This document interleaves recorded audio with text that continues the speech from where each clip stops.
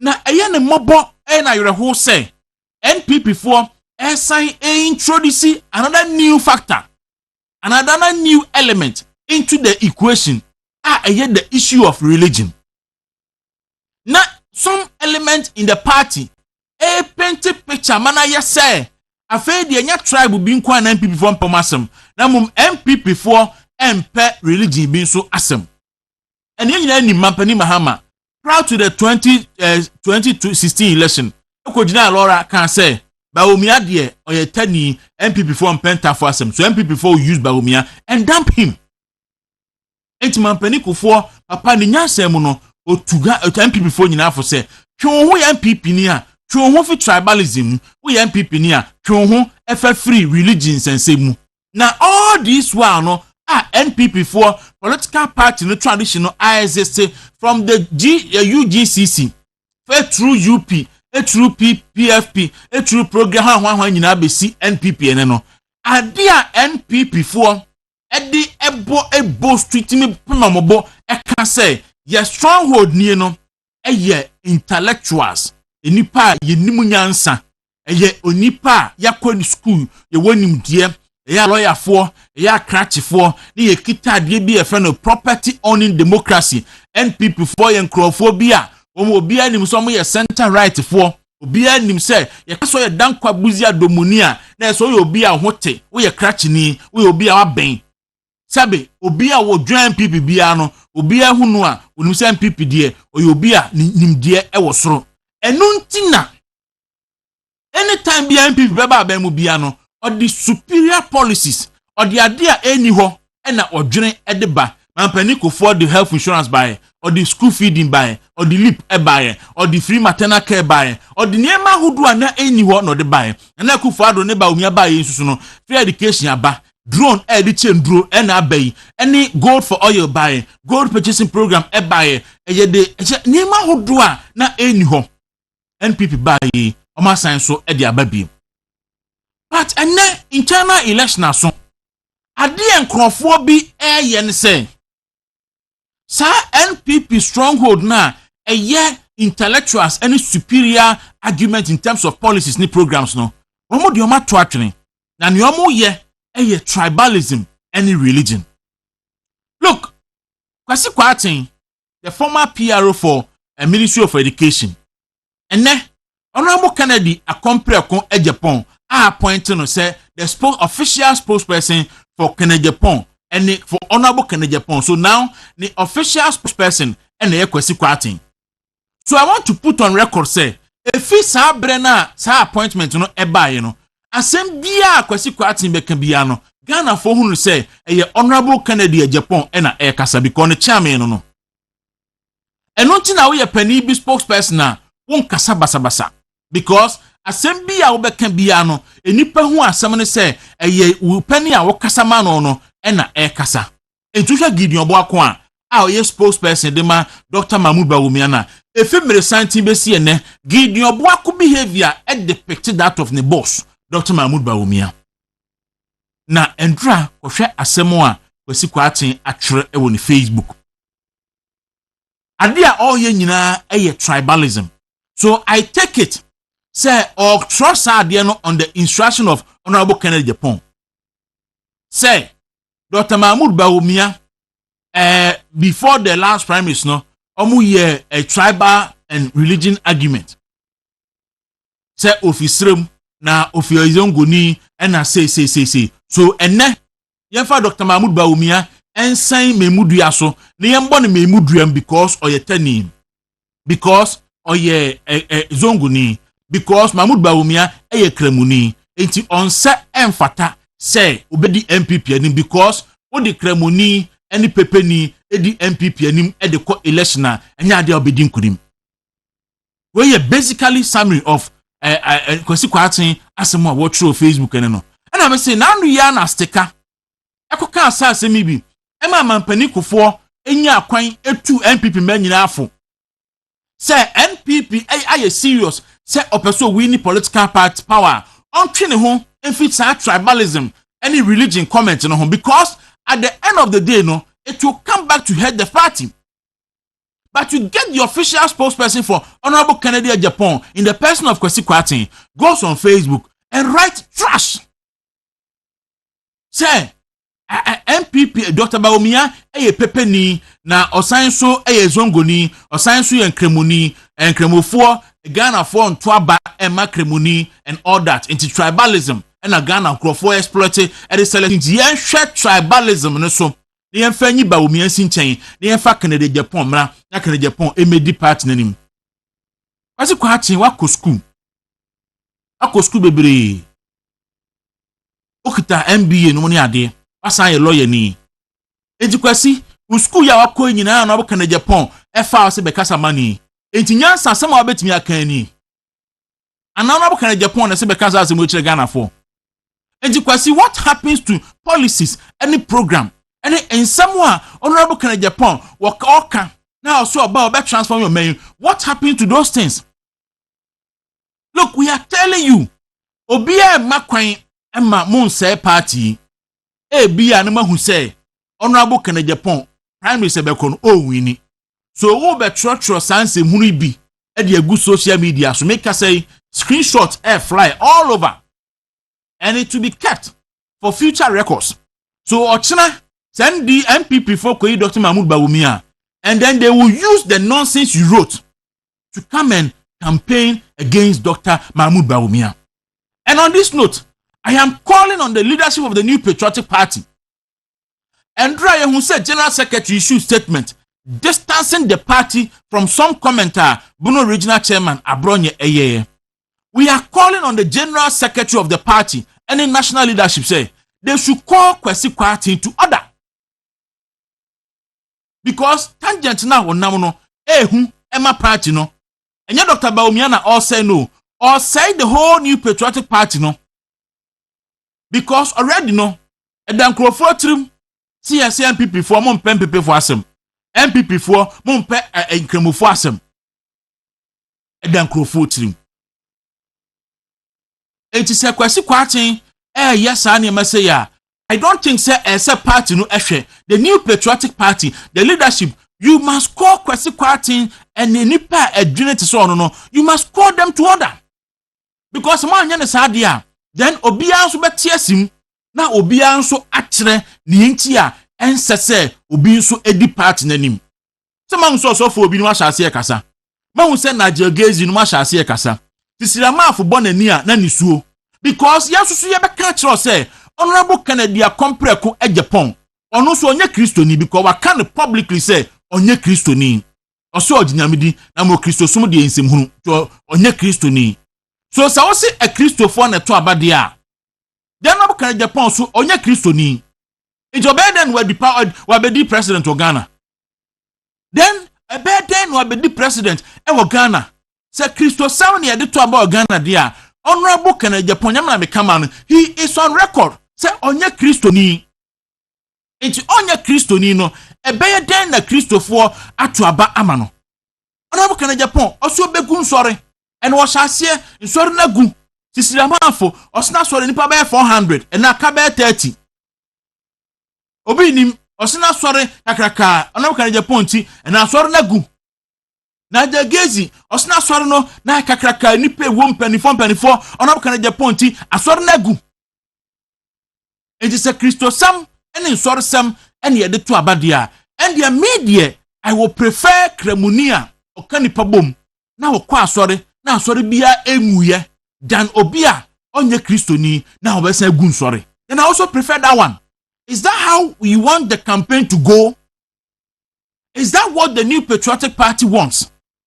So we are calling on the General Secretary and the New Patriotic Party leadership said they should call Kwesi Kwarteng and the likes to order. And yes, idea and you be answer was some can. They bedu bribino. Some man crack a whip na ebedu bribino and yama ebedinsem.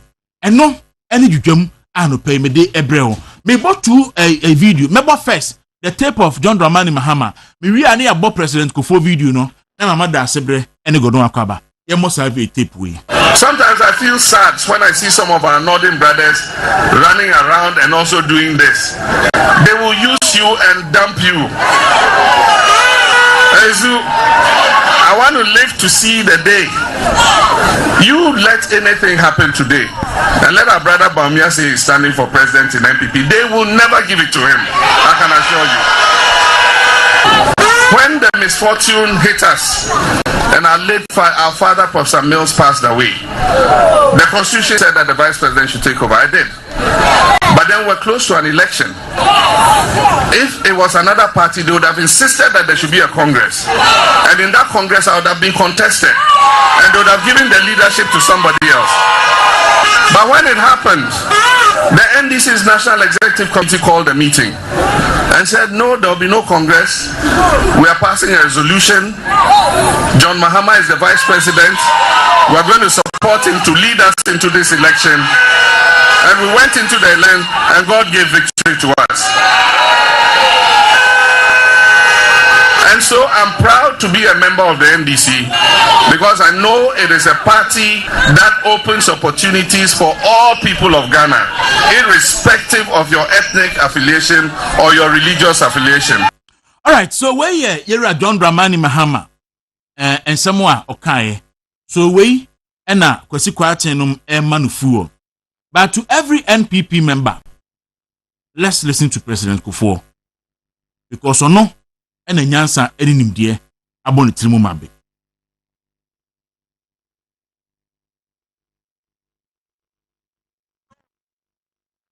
Okay. So quickly, President Kufuor and ebeba sisi na mweti insema President John Ejekum Kufuor eka papa ewo ni nyansa mu no oka kire NPP for ene niema na eye expected say NPP as a party mampani Kufuor epese NPP etwe ne ho efiri ho said the be enkoha the future fortunes of the party in any election ewo oman Ghana mu efi niema hunu a nkrofo bi ekaka no. Okay, me hwe say nsa be ka papa Kufuor.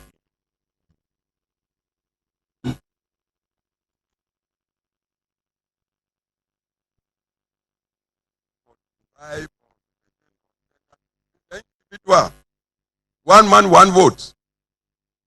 And if we want power, we want to present a person who would be convincing to the generality of the electorate. Can this man we are presenting help solve problems for the community at large? So the benefit spreads across the board for all. We look at that this way, we tell the truth to ourselves. We may see that the way we've been brushed by our opponents from way back. Oh, you are a tribal party. Oh, these days we are including even religion. You do that, and it comes from our mouths, then I tell you, we are perpetuating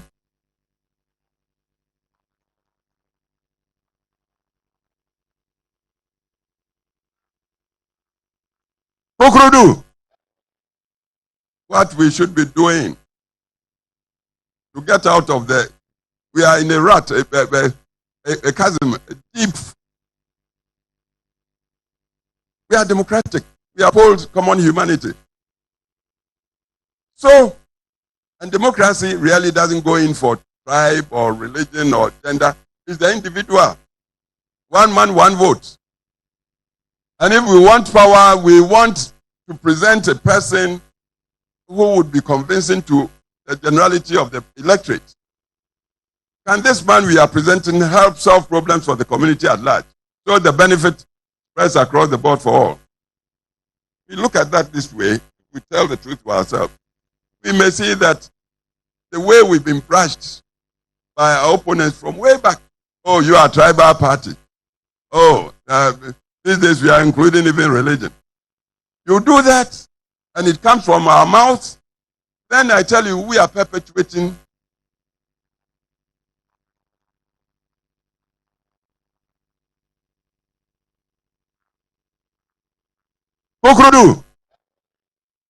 what we should be doing to get out of the, we are in a rut, a chasm, a deep.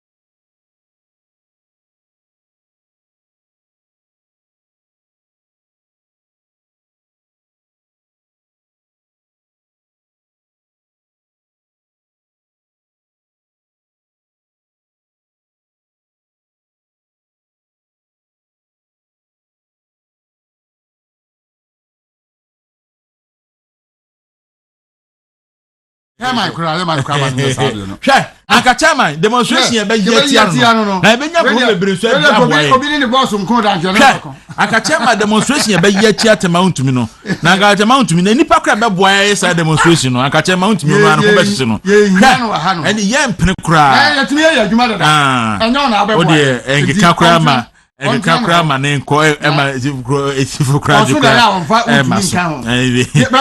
okay me ndana me kasa so person oba ntumi a so oye sefini obeye den oye sefini ya oba ko sefini oso just obeye there be cry anyi no na ko krom oye anyi no na ko obetumi akọ na akwatu ni papa na oburo no twi ne fom no asobre on mun ka kansa asem no kra me yebu mfu anopa bi ko anopa ya na yebu afudu da na yedenam ese ai yebu afudu da na yedenam ese ya ha no yedin kwa asem ha that's when I want to say nyame ada roma e ho ye adom na to ye so bi ye echese aseda na yede be ma twedu ampo nyankopon ya da ye tifo ni ahefo nyina so ase na ya chia Dr. Mamudu Baumia ne yere Ajia Samira Baumia ya chia na adoda nkwakufu ado ene ne yere ye maame Rebecca Kufuado na ya chia opanimpa otifie mampanin dada John Ejekum Kufuo gentle giant osahene afenyo marking yesi woni pani adue osahene afenyo marking minority leader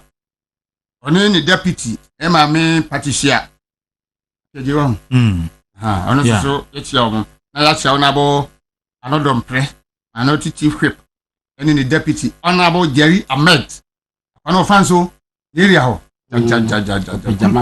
jama wo pepa anti boss ni guess ni jai enya asem ketua Professor Kingsley nya kon so ya obi ya chia ya na yesin na out he say ono de program ye ni na ye chane ya chia minority kokosa e wo parliament ni nyina no pay chi obi honorable Clement Wilkinson honorable Clement Wilkinson say honorable osi machiu na me no say me makachem say me peso aso no udi agro ho bia me do e ukugwa Saturday anopa e ball be ye 12 na menya signal say honorable Clement Wilkinson estimate wadukrum wow na ese fancy anu agina dukrum ho no na nya asem keto na signal ni bedru mi phone so na me say me frera me so honorable Clement Wilkinson mati say walande wo me peso aso one report ho nti omodi ana report headquarters o say me free ho na me say free ho ye den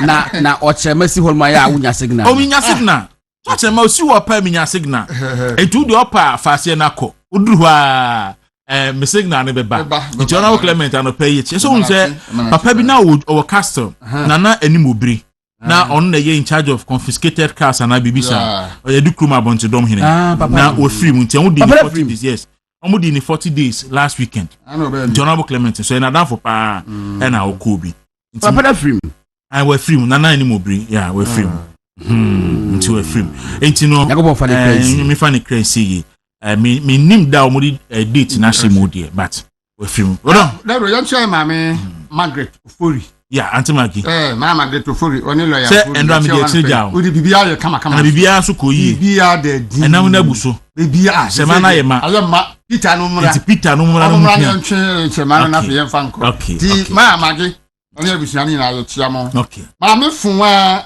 ewo adakoja achi mame funwa so no pe ye mo fantastic mami fun yes Samira ayi you free first you know I koba ya me be ye APM no so me ba ma tie no yeah no o see you want say I don't know me ba tie no more na so because me ro me you say want me a time no ba me refi me ho am di me kan say you no ni you start here you pon ya no so pon na warrior prophet say okotwe nyame nim kakra na waba enti nyame adum ifi Friday ko no obeba na prophet ni Fridays catch ne say dey be Fridays odi ti catch ne say onim ne eso ye wa madia obana be din kraja bili wase ho say omani wura even though the warrior prophet no mesumi ye the movement man enti obana na me asini kwan wase ho a wonya kwan enwura soro ha sei enti catch warrior prophet say we minim so tie warrior prophet so your penity me dey fa wo so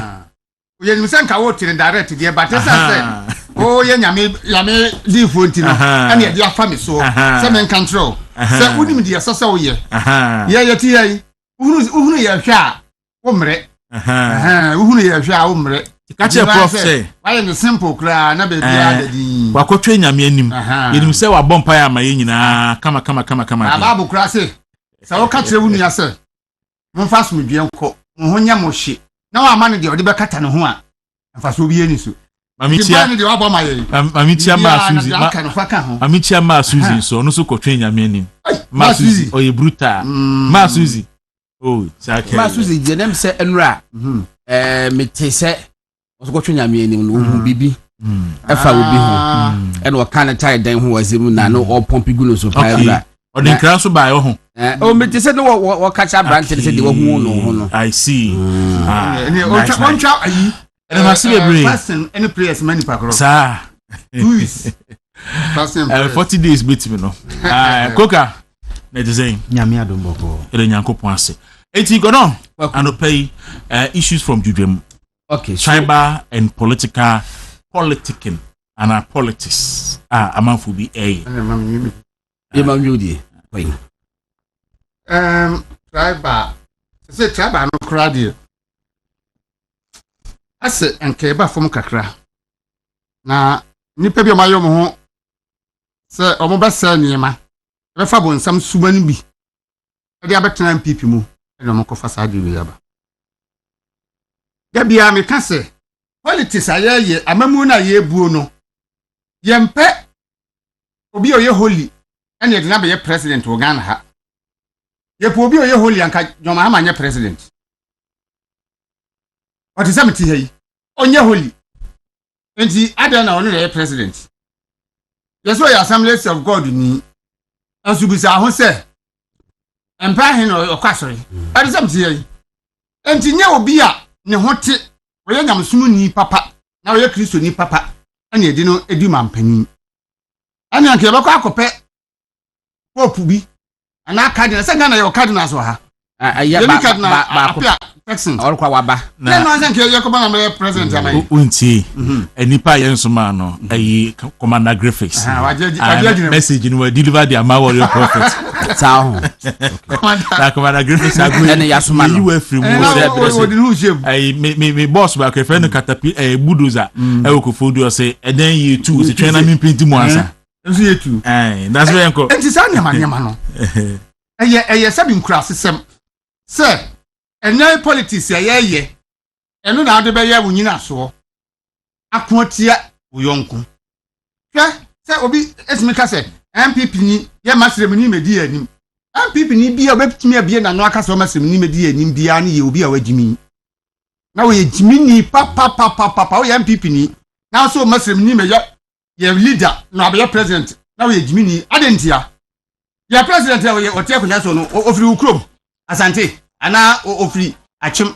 ana ofri bunu ho woyɛ sɛmni aso odi uso sa president what you African ha enti sɛ sabi nyanyansa na woni mu a wo party ba a woyɛ sɛmni e ba bedi wani ma bɛyɛ president no enyansin sɛ opposition party ni sɛmni ba bɛyɛ president ene de woyɛ okay na wo party ba sɛmni de wo se de bi obɛyɛ president o party mu a enye yi wonya jimini a na menim ye de be ha ho bi wa ma wo so ye MPP ni na otim bi wa no na wonya adwene se ensese sremni be di party nanim na sremni na president wa na wo ye comfortable wo ye jimini pa enti woni ye sa ni ma no omu hwe yi ana wo Canada Japan obi ncham na asori a wokọ kasi kwa atin wo hwehwe wo sabe wo nkwase asem no na dia asori Canada Japan okọ asase na hu se Canada Japan ye azie ni wo ye Roman wo ye Presby ni wo ye Methodist ni okọ Pentecost okọ Church of Christ okọ awoyo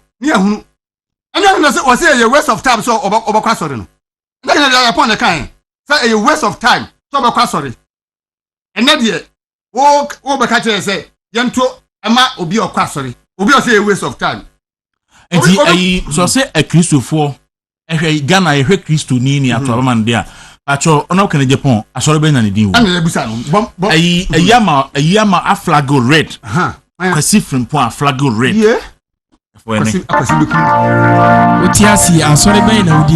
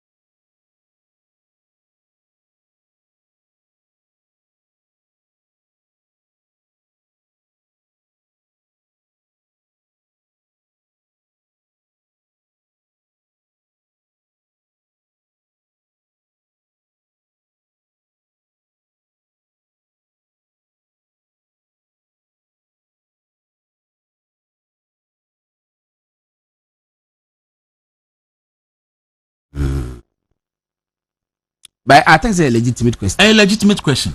Na Kwaku I say we home me can be a hammy. Ti mo say mo kama dia I'm trying to suppress make I said be a meet me use decent language. Or mass market radio so. Na Kwaku wo hwe kwesi kwaten ade na wa troy na wa reinforce the fact say kwesi kwaten mu ade. Yeah, and you see, Niamani Yehuni say, before so bet to us, Niamani Yehuni say, Nanu Yana, Honorable Kennedy Japan, are pointing to say the spokesperson. Yes. In the campaign or Bequi. Yes. So, Madri, I say, or Kasaway, the official position of Honorable Kennedy Japan. That's it. Ten Rich Yani Boni. Yes. We was what tried over Facebook 12 hours. 12 hours ago. Wakuna a brow rastica. A can't asem no. Yes, will be a mekan beam. There be a man panic for and Nukiada with 2 MPP for our MPP headquarters. And Tivena was quite natural. A direct response to my panic for evidence in me was say, let no one blackmail us into silence. Opening sentence, no. Yes. Let no one blackmail us into silence. The reality remains that Ghana's political space continues to be heavily shaped by voting patterns rooted in ethnic and religious identities. Omanpanyin for say, baby and biya bedru no, especially MPPD. And this year they are for a science winning. A yasema yemfaya numponka. Say first, na ethnic. Say akwa religious. Adan and I say utimi bi wa no ka. O man penyin that knowledge go for the cancer as we 2 years. Nyam yar ma chane na wotwe. Enti o tu Ghana for na people fo nyina afo no. O se kwate wo mu wade no. Was very responsible. Esukonoma. Say kwesi kwate. Na ka enu an say na amen. O se kwate what did say? Oh, 32 years. 32 years. Yes. On no respond to Mampanico for. Also, want to office on your Mampanico for. Yes, esan say afafanto. Afafanto won tabu timi 20. Eya na ye ne say oyano man so niru afi say dompe eni nintakrem. Yes. Kwaku mera ho pa say kwesi kwatin. It straight was say let no one blackmail us. It means say let former president Kofo not blackmail us. Because Kofo no respond to him no. Na edipa wudi na chorobo Kennedy akompre kwa Japan. Memina na yeduma for so many years. Eba me working city media. Minimum da kra yedi bronya. Ana yedi Easter. Ya orobo Kennedy Japan. Ekoso a emo ana enkokọ ana enwan ebegu kan city media anim ho say what the check Christopher me kai se me hu bi da no young man kremofo na so da bia kremofo be di salabia da bia kremofo be di salabia one chemwa bonuma $600 $500 some no kumasi na do our discussing dem na makotomo na wo akotomo no alaji kumasi kremofo no obi abagini de no dia kocha man no aha what the eguanim ho no bo no anu amu wo ho na ya presentation no it is obi from the camp ekasa asibu na yana mentia say motivation ne say and I said no Kennedy Japan wo ye nyina no na wo boa menya so betimi a convince me say Honorable Kennedy Japan empenkremu for asem. It was too difficult for me to believe. But because quite person say we are kremoni dia na e pepe ni wo Ghana dia we are second class citizen. One fata say ye ma ye president. Na emomu no asudi e wo so say wo to abama Kristo ni no me president de bia no me Kristo o me president de bia. Yes ala say asichere no. Se kwasi kwati say Ghana ni bia wo ye kramoni uye pepe ni die wo nyakopa ambo wo se be president of my Ghana because bet me akọ ayi Muslim communities no ayi akoye campaign ombeko so ayi enti na kwesi kwa to trust ade no na ayi odwene say in the unlikely events so na we can Japan be di party no a ombeko chief imam ho ombeko nima akoye campaign ayi fa bi na nkramofo do so Ghana abo aswase Madina ombeko nyina akoye campaign ombeko hey Kwaku ayi political science mu philosophy ayi bi obabi efe no enkofo bi ejidi se amamuo no ebi mu de ye wo mo se o ma me leaders ebi mu se ye wo mo se o ma me servant na yem so efe no philosopher king it do a philosopher king ne de wono de ne de ya ne se no obu man na Kwaku ye wo servants ye wo army fo eti wa we servant ne de wontimi meye kandinida da bia wo dia ne se wo kwafuom wo do wo de no ban eba wo huru nkukuom wo twetwe adwaye wo de no wose kwatin salo ka che gremofo se enkremofo mfata so mbeye president of my Ghana mu de kremoni betima ya ne se wasori anopa na wako police station wakoto naba ama Kristo ni how insulting, how condescending, how barbaric. Areho, a brutish mentality. A atite kwasem say a what dream say Christo ni pe and a bit president. Oh my Senegal. Waku Senegal home. Population no 98% of all Senegalese are Muslims. 98%. Just 2% Christians. And true baby, 2% Christians no Makisa and obey president of Senegal. Makisa and obey president of Senegal. Now the Rishi Sunak, why my man prime minister, UK. Or him Macromo. Oh no, you're Buddhist. Well, you're Buddhist and was I Indian. Well, Indian and was I a Buddhist. When you're Christian, when you're British, Papa sir. Eti baby ye dream na enkwai sem we da so wuti mu dia wakumisro eti men say woni pepe ni nam mo obuni say we second class human being omuni so enipa mpu ebia omuni so yidipa na ebia obuni so ya akwa edi kwase kwa tika che say pepe for the cremofo wa Ghana do mu nyina enkwa no mo ye because when you acquire the president, I also acquire Ukraine, I can say, or Donko. Donko do answer the Montiasi to the Enkana. Donko the Bintiasi. Donko because it didn't be Donko. Aha, to the Enfayan Cap one. Yeah, I can't remember the Betiasi. I don't call me. But if you are not Mebunantiasi and Mebuna Antiasi. Kwaku, a idea shall can't be Ojumna. I am tempted to side with you, say. Almost say abronye akansem bi adidi sofo panyi e fe ne say Duncan Williams almost akasa tia mintie bi me mintie but party natural state for the bible until say your kind no wa nye bi it party name for so and so I am tempted to go with the position of the party say it means that the abronye kind one can yi me patcho the kwesi kwati kan yi wa kan yi and I know so tankra this is spokesperson for a potential flag bearer. No, asante patron. Any power was pie there. When potential. Media ina sendo. Ubeti media. So we no me shada kofa. Me infa ayibia. Me shada kofa GH1 for. And they publish here. Publication say or the spokesperson for on any. Into we official GH1 for and the publish we. Say if you ne kono kwesi kwa ten and the spokesperson for honorable in the Japan campaign. Into assembly obeke biano. We should see him say okasa. On behalf of Honorable Kennedy Japan. Yeah. Okay. Well, yeah, no. Now, the end of Troy, no. I see a hawk or the Fonium Bienu let to. Honorable Kennedy Japan. And this of Penini. Okay. A picture and a daho. And now, a large daughter Mamul Baumia. And so, any chief imam picture and the wall. It is a large Mamul Baumia, dear.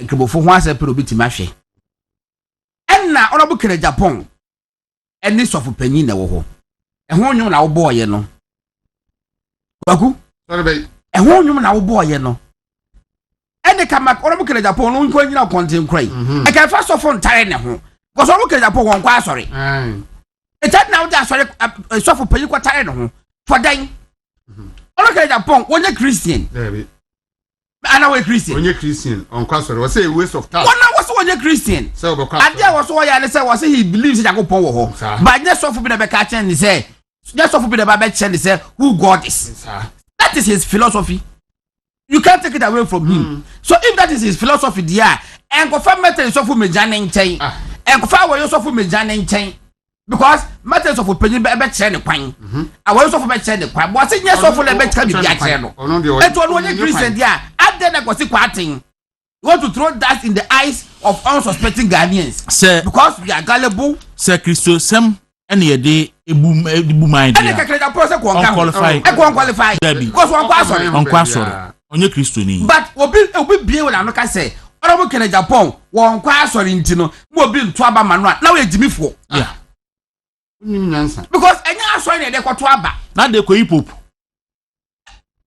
Pope na ye ko you know. In fact, Pope Kwaku Unicrop no, the free me. Said what was a mabaku bin to about Yamanan to about. Oh, at the Kwase Borma, say Christianity, religion, and the to about there. Then, what's it quatin? You have no, as a Christian, you have no business following somebody who is a pagan. In fact, as a party, we are expecting the party to call him to order. By close of today, Mr. Asante, Asante said, "Could be to so dear." Okay, Asante the better so. Asante the better so. Mr. Asare, MPP Greater Accra Regional Headquarters. Sorry, I had administrator. Good morning. In the streets of Ghana, a lot of people have come across. Are begging us to spare them Kennedy Japan. Again, they know they can't beat Bawumia. Greetings to the crew. Mr. Yao Asare, and so Lydia Odiaba, or a senior party person, party, Wayemu Juma Ache. Asante, this a picture no ready, I'll be to me, Eddie Atotosuna, Yashe, Ubiano Yeno Meka, Kwabramin Kameko. Good morning. I'm quietly listening to you, and I feel we should distance ourselves from them and move on as patriotic loyalties because there is no way I and many others would bow to such capital nonsense. Yes, pure capital nonsense. No way.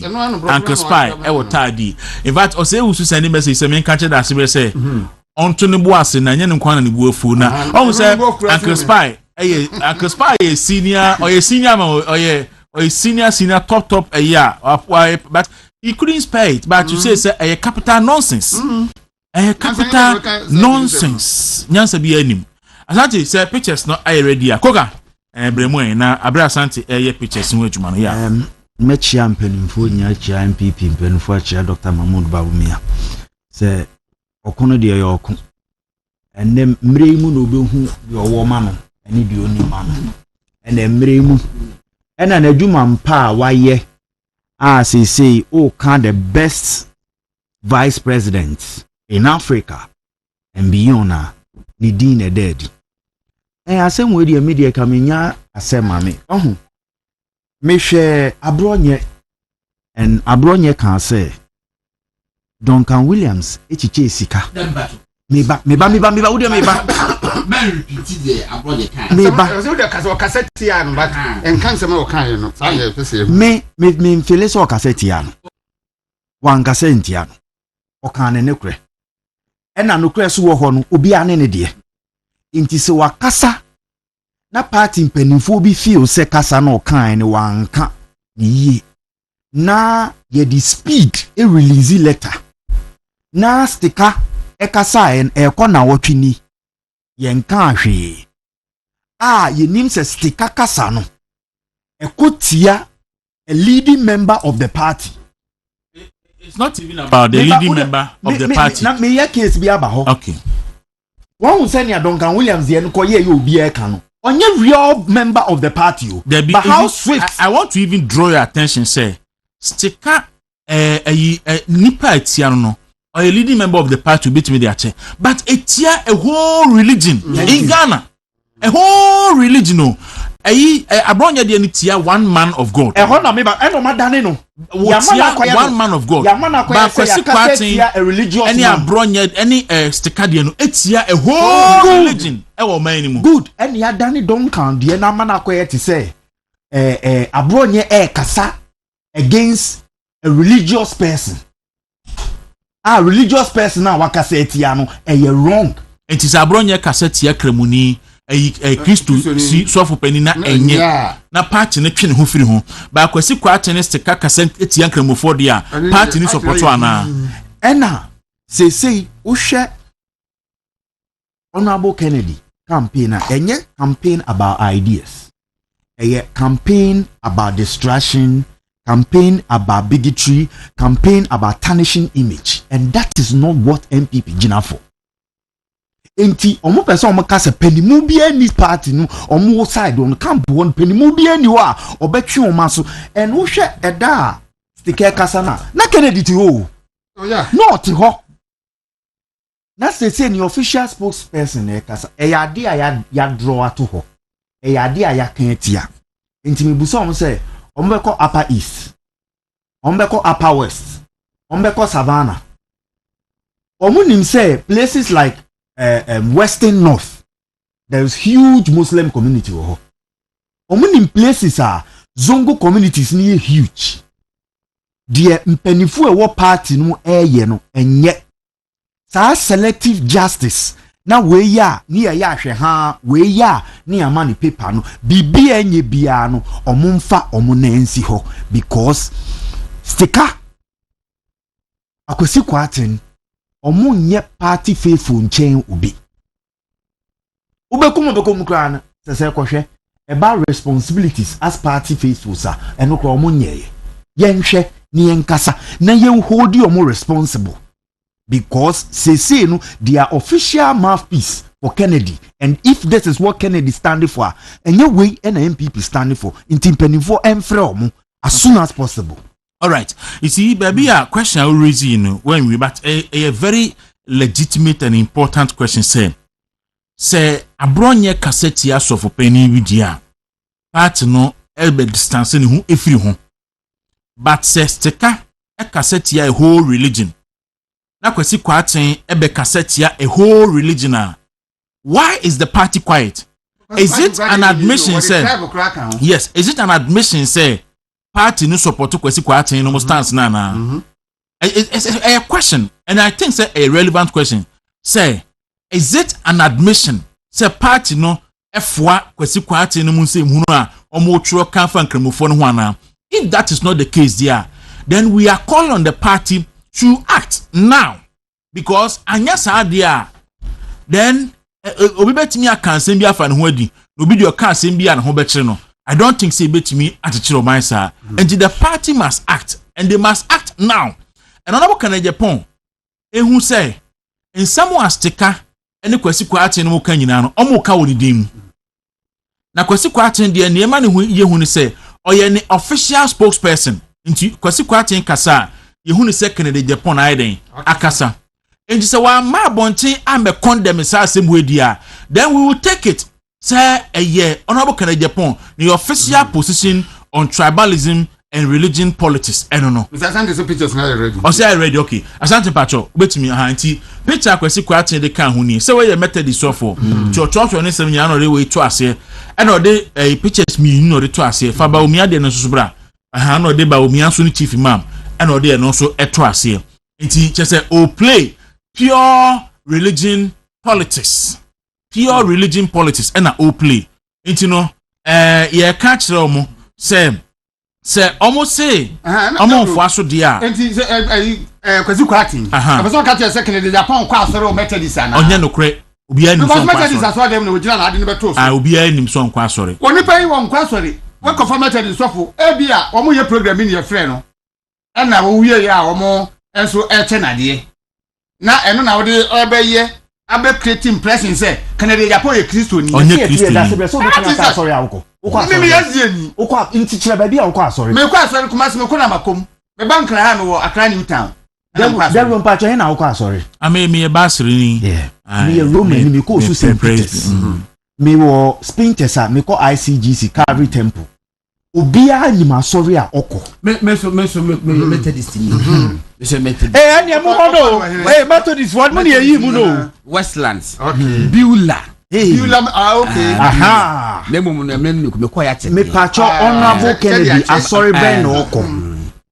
Ehi no tua ni tight wo. Ankobi. Asori ben no okọ. Ye friend is of was saying. And yes, I saw a corner. Look, gonna own him. Onim meti ya asembi aba mani aba ma adwinimo godon say ono kan Japan campaign team no say ehwe mu yi look afa na me ya teda asebra say omo yi adwuma man DC for yes distracting element we say and taxes be 4 sha say ene and taxes mako 4 adwuma amade aba no e fra say ya adwuma and new taxes na say gebek anka ba no pay ba be kan ho asem na gather radio stations be kan ho asem no o say enra views enra nwumre kwasi kwaten edi we abeto a ye jai taxes no ho asem na ye ka we enti anytime bia bibi be negative man DC bia no this one no kan Japan team no di bibi be bom starting ye call thank you to no ko hwe sa da no ye what NDC was doing go back that was when it started. Yeah, chairman won to me. Well, who the buy? Asante me the taxes are buying the abano at the ebe start here no. Anytime there's bad press against the NDC. Ken, any the campaign team will come to their aid. Omobeye normal ebe drive attention every ho. And then 21.9% increment on VAT on non-life insurance premiums. Sade we munchechiri mu. Obi bu say sade na kire say. I just say non-life insurance premium. Life insurance no to say why insurance ama obe education, why funeral policy, and say na manema no, and na life insurance. So non-life no to say car motor insurance and I say bia marine insurance. So bia okra na mafia bruchire no why insurance and why insure fee, why insure company. Enti and na ye encouraging crowd for sanka mo e stores especially what market attire no obi enkoye insurance na ye encourage no na John Mahama so e de eto atu sa insurance no so nti e be discouraging crowd from insuring their e be wa adwen say o de wo ni fia wa issue ni bibia but trotro driver no ne car no e compulsory say e so ye insurance eno eboa John Mahama apagem e start ya adwuma fie ne media dia me renew no 19th I'm the next year, me. 19th na me renew nti so we dey just next year na me tue next year fit do fuel amount savings we do fuel no so no fuel la ye to yi and the diesel cost by 5%, petrol cost by 2%. Nti no so ye review aba afei ene anyina mkane abo cost by 2.45%. And to the can first quarter yi no ho first review no a ye 14.75 now it's about 17% increment and John Mahama ediaba afi ene locally manufactured plastic product and also tax also no cost by 7%. Ni nyina ye effective today and this taxes 9 year e dia today ene na NDC for sha se age na ene ye beka ho asemunti wasi kwa achen abe divert attention yan twoma dwen fi so Asante me dase. NDC for. Ebi ameka se bonsam che wo mo a. O che wo mo se ye hu no. Feel se ye hu NDC for feel no. Because NDC for wo opposition task there. O mo ka se tie di atempa wo ho. Se wo ya ban na tax na do ani besi so na easy lazy approach. E dey ban entubu ba mo mfa tax e mekun Ghana for biu. Mo ready ye. Na na Akufo-Addo e ba aban mu. Ade ba ko di kan ye. Eni so tinkani abo so. Na Akufo-Addo. Eno ne tama me hu ni se tinkani abo yetimi ti so. Na Akufo-Addo ne ba yo tinkani abo so. Sa bre na wo ba ye. Na wo ye nhye me nya kani aso no. O tini bo so. Wo ba ye dum so na di kunyan. But o sa to nkani abo mu. Ene wa so tax agu Ghana for so ene makwa akofru trotro no na ya to case kemu enti hiani na wona mo se mo do hiafo no enti mo ba be ye bibia ma hiafo ho ahare wo mo no na hiafo na be hawo because hiafo no trotro na ebafru trotro no so ya insure na ono driver ni no akojo obi kai wo kan we sesi na okotwa insurance ya paja mkosoro no ene no ni sesi na be affect lorry fare na affect mobro wa no a wotinya na ha na wo na wo sie se wo de wo do mobro wa ntu be bibia maye enti de momu ye ani de na MPP for ye de na a lazy approach say mo de mo ba he no mo tumi fa hihye ba akokura mu kwa ma mo kase we die ye we ya abeboa ye ama Ghana ye ho ahare ye na mum ye sese de atuse mo tutu ye botom na mo gi scale woni pa ho nyina enti wo de se ye kase ye calculate taxes ene ehase e wo Ghana ha na ya sisi ye hu se besu bibia na safi bia se ni nipa betu a ha Ghana fo nkedi nsa begu yiti John Mahama ni ndis fo me wiki de ankasa oba se bonsam oba da wa de na no afa ho a onya so mu se kukwe na afi wa kire wo se bi wagimi enti no da wo no onya wo afi je pese ye onu aye ebi no de ye Ghana fo no na Ghana fo ni anim se John Mahama ni papa pa esa se trust no oni na ndis fo but abufuo nti MPP fo ho ahi asoma si ho ahi oto ho ahi obenti ho ahi ne do maba ama ne ya ye hu no you keep quiet and suffer Kwaku aba Salomo kan yeah enti ye kan sen Saba say John Mahama ato force ka kire say ye hia oh they don't even need taxes to raise revenue. You see ye no ntina I was say MPP for your money ma ye intentem because obi dey say ato forcing and some man can no position. In fact, obey minister the vetting. Obubusa ni bia was it there be one day was Suya Ghana economy no pa for years. No akwadari wom. Na sika no wo maganim. Ye hear new taxes. O can vetting. Ya approve no. Omukwaye national economic dialogue Kwaku honso papa isa kwa kan asem no na president Mahama eti ho wasi new taxes bia emma ene de na aba screen issue enye new taxes I'm expecting say enkanin anai people akenra MPP as a political party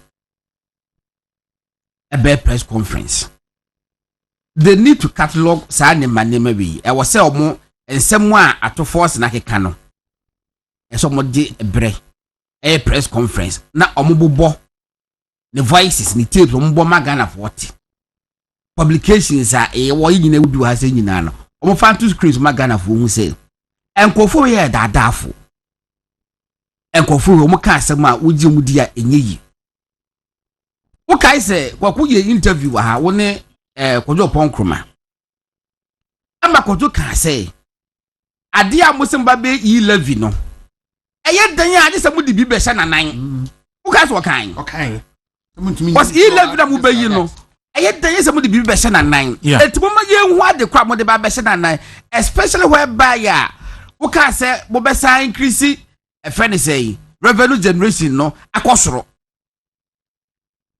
etino osa wo yi levia na say revenue generation as a percent of GDP no e come from about 2%. Now we so be increase it by 5. But what is 2 first, which means what target is on the 7% they can. How do you achieve the 7% revenue generation as a percentage of GDP? O kai umuamuya. Ene da hono. That is why ya Kwaku media me support once again. Say I was a MPP. A flag bearer no enter. Then me advert 31st January. MPP for Kwaku Dr. Mahmoud Bawumia as one flag bearer. Because they say the party leadership no above form. Now saying academics in a year press conference. Professor Bwediba studio by Betrem. At the data Betre say, yeah, mark MPP for leadership now 2 levels. Parliamentary leadership. led by Honorable Afenyo Market and in Penny for strong leadership. Your market out of 20, never when you are 16. Yeah, you're very impressive. About party leadership and national headquarters. Only less than 10 out of 20. Yeah, you don't know who blame Kwaku and said that yes, sir. Because party co-position here, independence will be a baby in Diafa. That is why you have new leadership. Say Ebeba. Okay. Na abeteki. Papa bi atro adibie wakakra. But mebo ye homodina makenka. I say good morning the room. And warm greetings to you and your esteemed panel and listeners.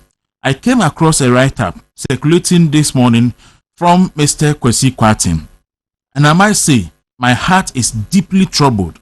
After 30 years of practicing democracy in Ghana, it is disheartening to see that some still believe tribalism and religious identity should determine our political choices. This thinking is not only backward, it is dangerous. The narrative Mr. Kwarteng is pushing undermine our national cohesion and disrespect the intelligence of Ghanaians electorate. I say this as a reverend minister. If a Muslim candidate is humble, visionary, and capable of leading Ghana into a prosperous future, I will not hesitate to vote for him. Our constitution guarantees freedom of religion and equality, and our politics must reflect that maturity. I am proud to say that some of my closest friends from school are Muslims. We share dreams, classrooms, food, and not division. Ghana has come far to allow such divisive sentiment to drag us backward. Is Mr. Kwarteng suggesting that Muslims shouldn't vote for a Christian candidate or vice versa? Where does that leave our unity as a nation?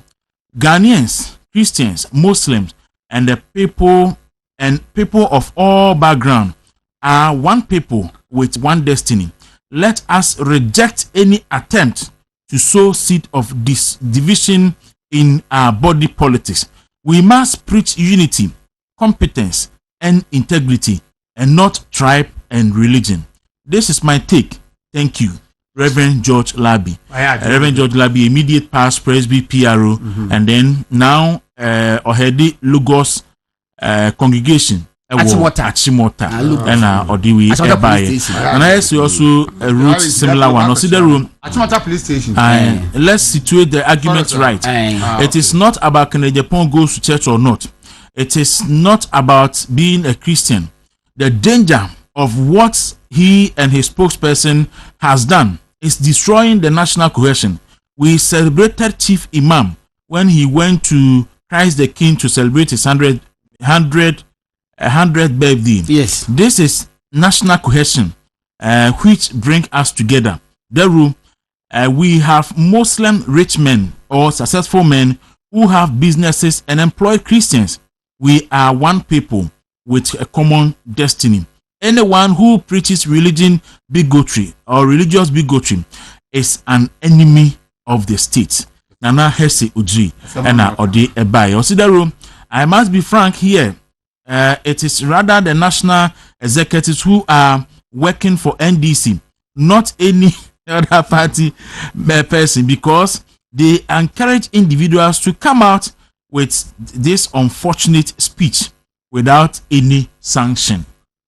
I don't know say if I should put his name there, but I think because of it out, and I agree with him. Methodist of opinion being so send me a message now. Why I was with T. Reverend George Labi there. Into one on the and then bet me read into and on TV to no honorable no sending message you know. Meaning the yard being say you see and national executives no more has had any. Kamia Kwaku say Tio, Kamia Kwaku say Ubi Babontina or Cassetia Baumian and Crofwa. Omo metriason. But Ubi Babontina or Cassetia Ubi pe no more dimilika between Panason. I didn't know. Oh, Kwesi Kwarteng is the cardio muyeno. Say and if party ni see it right, say or soft penny say Duncan Williams Ubi Cassetia no between your the party should also come out and condemn and call to order ade akwasi kwati no mo ye no because the whole party cannot be seen abronye kasa no so wan kase wo gina party there be enso party no de milika be twene no kwasi so the spirit behind sad then say yes the more abronye kan ye no obi be kase MP for gina sad yesu ban yes that may be our position which is not true it is say the kwasi kwati so ekeken obi so ti ba bi because it mo see ye first say yes remufo de ene krabufo de just yen fata say it me the president boy and fata right ye de yen kwa okay nti party ni mra bonten ene manimu ya as if for ya de bia la ne mama omo bibi om frɛ no Adventist Muslim relations a whole department was so no our leadership I was so e baby so a ankrabofo no ba ezi asori memre da ye no ya asori pon eye bibia say eye whole department was so because some who say krabofo so nyankopon ezi efo no so nyankopon ba of course and ye nya nyamsom ne yesum e kwan obi ye fa so som ne de no and ye different enti say what ho na so ye kristoni now kasa tian kremosum a wunimi nyansa because me da bia me ka say ade me bufo ni say obi betna Ghana ha akasa say ense say kremoni be president na osori ya no afa bag no ko Dubai what jimi ana so abodam to boasin dem to boasin what jimi ana so abodam we so mbasa kremoni be president wo Ghana ha na mo ko ni holidays wo Dubai we aboa I was went to me radio 95.9 any movement television so another important issue Endra Matthias Dia course no Endra Ghana Bar Association president Okasa Efuagati Okasa na ne kaso Okasa no say we will be a wadwunu mu dra say uti na uti ni and maame no me sha ne bo say godon ni fear no will come to pass you Okasa Japan. Okay, Okasa ho. Okay, ni de manti. Say the Endra. Ono so be kiss similar kakra. Bumba dis na mo kan say. Dambaris. Aha. Manti. But no, Mame Efiagati, I am promising her. In fact, I'm not a prophet, but this one I'll prophesy. Say his fear will come to pass. Hey, her fear will come to pass. Look, the next NPP government bebe biano. Obia do Mahama be your chief justice biano. You go home. No, say Bawumia se onya party for be shana manaye. Bawumia okasa onya party for e be shano amanaye. Because John Mahama ye way so for so on the man party for akuma tomu yem. Entino Mame Efuagati, the next NPP government will see to the exit of the John Mahama's chief justice, and it will follow the same trend. So bit me di asem wo court e me ye de yakwa adumene ye de kasa e de twena bo so de a judgment so de say supreme court judge for da bi ambema bi and da bi ambema bi enti no e ba sa de a na de e besi ni be den e besi asante pacho Mame Efuagati o kasai na ma yenkoye na yenkotie na asem no e me hu say Ajia Mariam send me message but ho be send me message on the Kwasi issue no. But you be see hono Ajia Mariam, a very good morning to you. Asuna hene, Nana send him message. Nana, good morning. Pacho na what you saying? Asante Pacho, yenko tie Mame Efuagati, national president at the Ghana Bar Association. Yenko tie nimra. In those challenging times, you died in the line of duty. You performed your duty as judges without fear or favor. You stood for the rule of law. Your assassins hated what you stood for and murdered you, but they could not eliminate what you stood for. Your monument stands in the forecourt of the Supreme Court building as a constant reminder of the good qualities required of a judge. Permit me at this juncture to highlight a matter mentioned in the decision of Her Ladyship Justice Martin Ado in the case of the Republic versus Director of Prisons and another ex-party Shackleford, 1981 GLR, page 554. In her judgment, she observed at page 576 that people had used the AFRC era to settle old scores. This was the underlying reason for the British murders, which unfortunately have become a dark part of our national history. Bitterness, which gave rise to a vendetta, the consequences of which went very wrong. We should be careful as a nation not to go down the slippery slope of endless revenge by justifying various acts with the refrain, but others did that too. We then rose as a nation from the ashes like the phoenix and decided to conscientiously do better by making Ghana's democracy and penchant for the rule of law admirable and attractive to many worldwide. An independent judiciary, in its true sense, is a bulwark for all who seek justice and should be jealously protected. The judiciary's foremost attraction should be its glaring independent nature, credibility, and transparency. Hence the provisions in our 1992 Constitution seeking to guarantee same. The Ghana Bar Association, as well as other legal associations, both local and international, such as the Commonwealth Lawyers Association,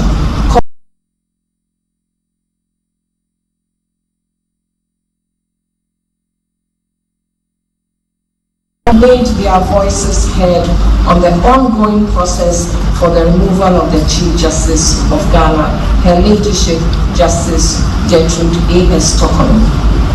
It is hoped that any Superior Court judge will be well apprised of the entire process before ever being subjected to same in the spirit of fairness.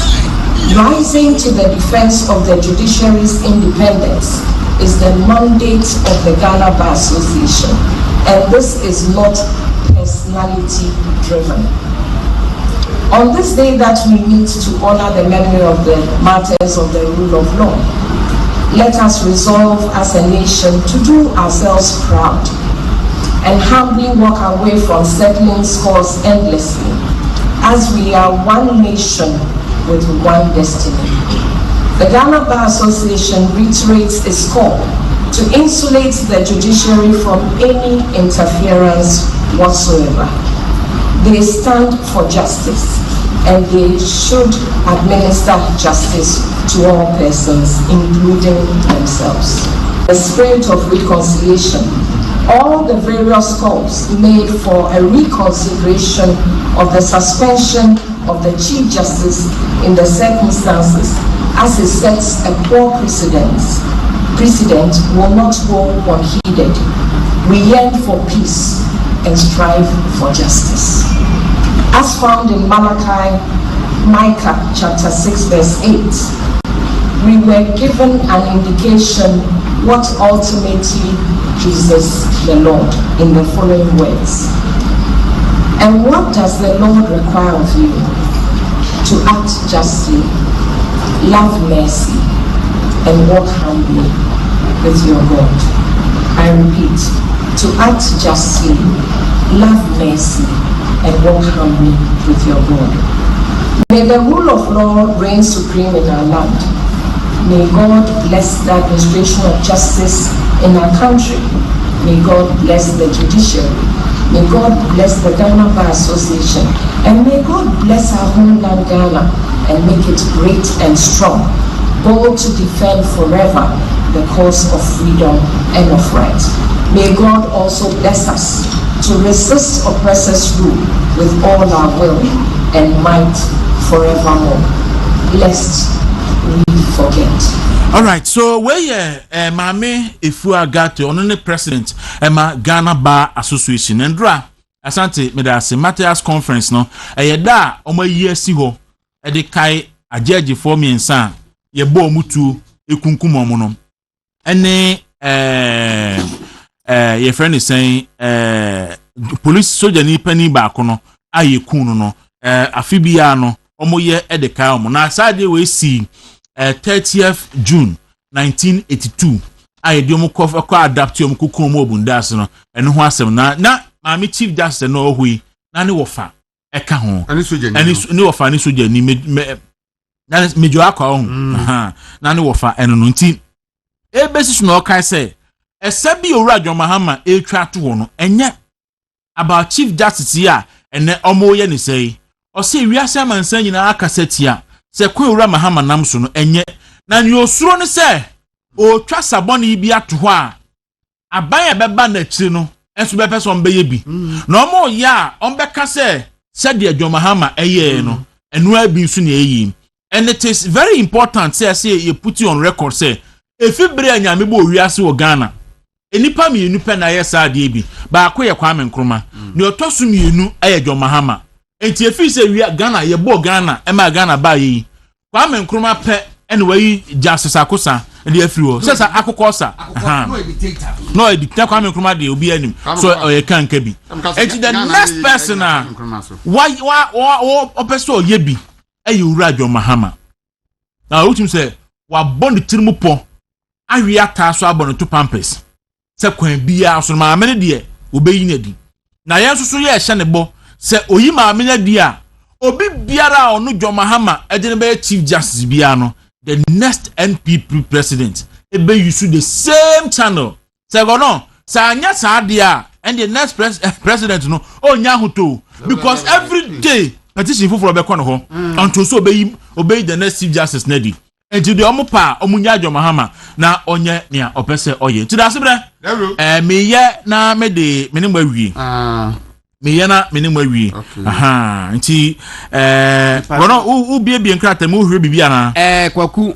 ayi bie friend no special investigation board okay omo mu di awuo no na omo te sa di bintini head ni a final report of the special investigation board kidnapping and killings of specified persons report ni kutameno okay nana ka mepe baby a omo kire kwan akọ omo sha fa so kum jaji so o se da biele ko first na ko tise Kwaku akota SIB report SIB report ni kutameno na no kwa de chief justice boawo e kutambi report ni some o kan yo de ye ndi en kohwe mu na ochina no okay ma men kan ha say okay ma men kan bejo akwade we say we paragraph 70 we say the confession of Lance Corporal Samuel Kwaku Amedeka continued with the most chilling effect when he said yenti quotation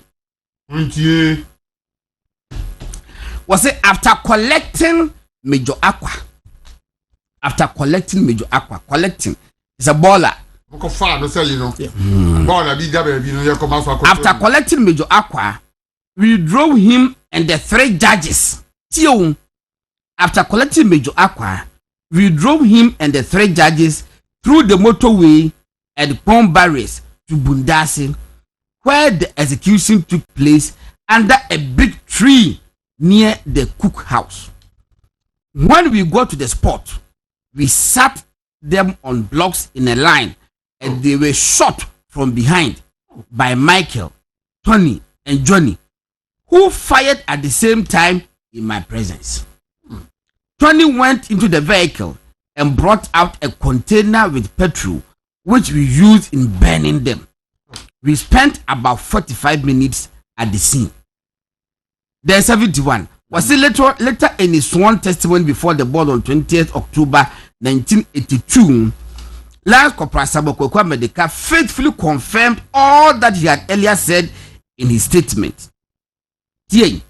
Was it perhaps, that's 72, perhaps, the confession which will certainly evoke the greatest interest was that made on 23rd November 1982 by Joachim Amatekwe, Mufedin into Amatekwe, who until his resignation from the Provincial National Defense Council in August 1982 was the most articulate and vociferous member of the council. His confession relates not only to the events of the fateful day of 30th June 1982, but also to his collaboration with the special advisor to the PNDC, Captain Koduti Kata, in the unlawful common design to kidnap the 3 judges of the High Court and the retired army officer. This aspect of the matter is dealt with appropriately and another heading later in this report. Report in Kutamino. Who read your DB? Oba Jaja. The better one. Namukoya Matia to actually Akukuno. I would differ. And away and a John Mahama. I said to Bejina Pass say Mupe will be a team a party. I would dear. Not to trust some and number one. Yeah, number one. Now, what did the Chief Justice also offer the same process? But very under disguised form. Ya mom pe mama mi Chief Justice. Oh, man, do him pipe. Oh, him pipe. Me catch am we say we hear psychologist first be kan go for say me boa. True. E da obekasa last week obekasa e. Wow, it is unless we need conscience. So our conscience there so say the woman is living in fear. All right. Enti na okay.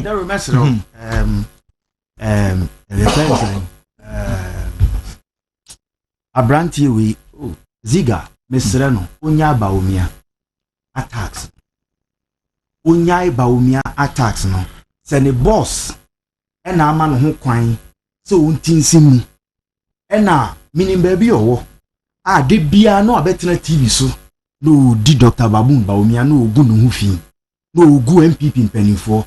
Make I pow. My father is sick. Near Boao. No about Jubilee House. My car near Boao.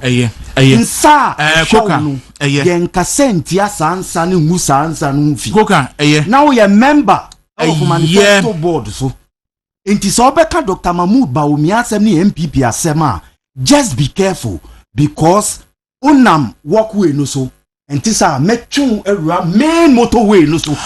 Koka me da say enti ana on say amanfo ko Hajj no. Nsɛm a esi wo ho nyinaa ne nneɛma esisi nyinaa no anopɛi me bedi ho enkomo ɛwɔ Hajj nsɛnsɛm no nyinaa mu fela no nyinaa ɛwɔ ha sei ɔpani baako a wokɔ obi na nsɛm a wɔ ho nyinaa ɔde ɛba Alhaji Abbas okay ɛbɛba ha anopɛi wokɔ obi yeah in fact last play na Ghana contingent ko we for say contingent o mo ko yi Ghana for a call pilgrimage e call no the last flight e buy no enimu na no wo nti na ohu bibia na wo kai say na wo twimi say je say no woni ha na twimi ne ko didi wo have do and you obi so and who was say no was say Dr. Abbas say ya sorry a many pa no aka who say no okay enti e be ya something part ma yencha have do for heavy oh yeah heavy do both 1 and 2 what am your friends saying heavy do to all right asante raba kom your friend no EK Tete Wadenta ene ne birthday nti osi oyubi a otahwe pa nti oni your friend EK Tete nti ye we no happy birthday so de nyame asese nyame de afa ba ko aka ne fie nti da se be who your birthday na bobaja tonde ne so na fe yenye we na okay ene mi owura EK Tete fi ode ane Banis Tete nso de na tuaso nti ya kesi Tete Banis Tete no ya atachi wa ha ya na obepon no ho adwuma na okọ ene eye ne birthday nti Banis we dey say do adongo yemfa afidie so na yema happy birthday yema happy birthday adongo wo list pa anjo okipi atatefo na be nyina okitom nyina birthday yes nti du ha no forward ya so records no bibia nti adongo de oya de nti Banis yema happy birthday afa Priscilla Ntwiwa Aboaje adwo telecell second hadi ya your birthday DJ.com the highest paid DJ say yemfa afidie we so na yema happy birthday enti Priscilla Ntwiwa Aboaje wo telecell second ha na o birthday DJ.com say happy birthday all right ona we will be obobo we so a ne yanko furniture medics enemy dima fon krato iwia na yen Dr. Abbas atenase all right arusiafo yeni kamfo yani enkyeremu e wo nafa lady for aso ye ema no ne ema no dodo ne di birthday wa nti yate esimu so kane no oba wo pese wo siesie ho na ho ye kama ebra obu nsa na wo pese company bia beba wo ho no eso yusu nafa lady clean eboa wo papa so wo yusu bi da me so me ka say ase ahwe akira kwan na so tobi na ebeboa wo oba wa bobra no kwa animu na afi wo pese wo sai every verse na obaye secondary virgin no so no na fa lady clean na no pe ye kan fo ama wo unye bi a ebeboa papa ama woni odofu hia na ni beje na oye bibia ama wa odi akomapa na anigye enso so aye saade no ama na fa lady clean na bia tuntun edo bia akwa abenye bia to e wo ho no so wo pe bia tua na do ani achimo Nick Royal Pharmacy e wo kwasheman traffic light odoko kwan no so na se wafre 0531156556 0531156556 yakọ high sense for asoye yakọ akọpe home appliance ato akato se open home appliance for Ghana ha omufie e high sense e television air conditioner home theater open phone po obenye bi ho fridge deep freezer microwave blender rice cooker electric iron washing machine bibi biara obenye bi e wo high sense niema efe ye papa ne bo mum na e wo fo mama tete bo no so pa nti ukure sika bia na gbowura mu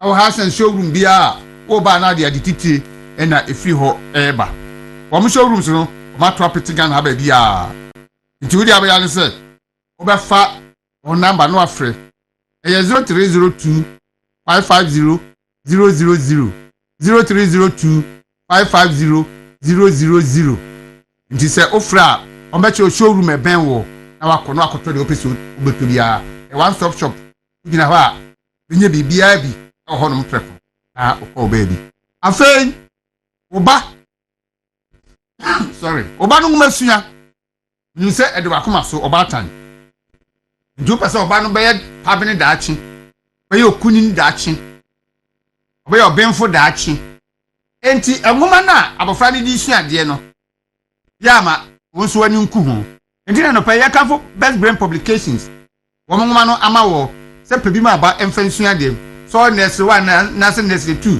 okg 1 na kg 2 owo basic 1 copying basic 6 ni nyina de a mo se o mo wo ho ni nyina no ye wo ho enwoma o ho akora na betumi de sua de man to no JHS 1 copying JHS 3 ni nyina no ye wo ho nwoma horo a mafra edisua de e ya horo bebre ade bi akora ni sua bia no best brain for ayen se chewe se e benya e ho nwoma de amakoda no na wono so e de esua de aboa ama na adwuma bie ntemo nti wo ye batampa na wahwe best brain for chi akwai wato nwoma no bi di amama no mo de esua de kuma se pankro no e no mo abed kwa no so La Posada Hotel e chi ho no mo e na bi ho on number 0507 200 0507 200 eno mo nkasa na omo emwa Alowat Medical Skin Care aya bia yekosiesie wedie no se wedie no ho techima enema bi begugugu ani ama won tade hyem sesa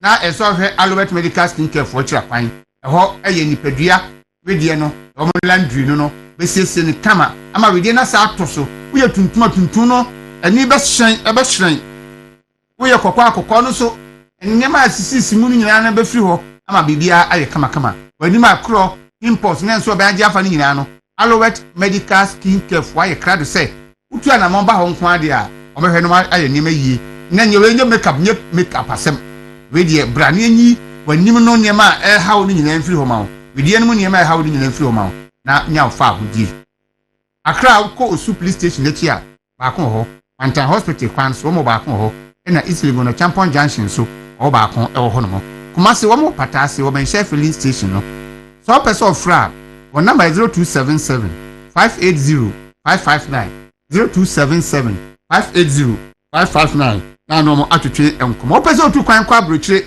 man bia so sa uko school uko ye adwuma uko nsrahwe uko sa obusuani bie ko ye business bi wo ho no mo no Edmakobi from Institute of Expert Travel and Tourism in country say fa ho ha nyina be da wo so if you plane ticket ya obetwa hotel reservation e dia ben bibi biara esese o me yema wo na ma wa control no eye mrema wo eye anigye ma wo eye ahotoma wo no o mo beye e dia boa wo nti wuri e ko hwe mo kira kwan na no mo kasa ka chom se me pese me call ma we so ade am pese me ko ye nie wa wie ya ka nyina no ja ma wo mo o mo hwe na oma yema bibia ayi won number 0541 265056 0541 265056 and 0594 315 259 0594 315 259 Tabia Heba Center de Ekro Yelikai ye kwaje Tabia Heba mixture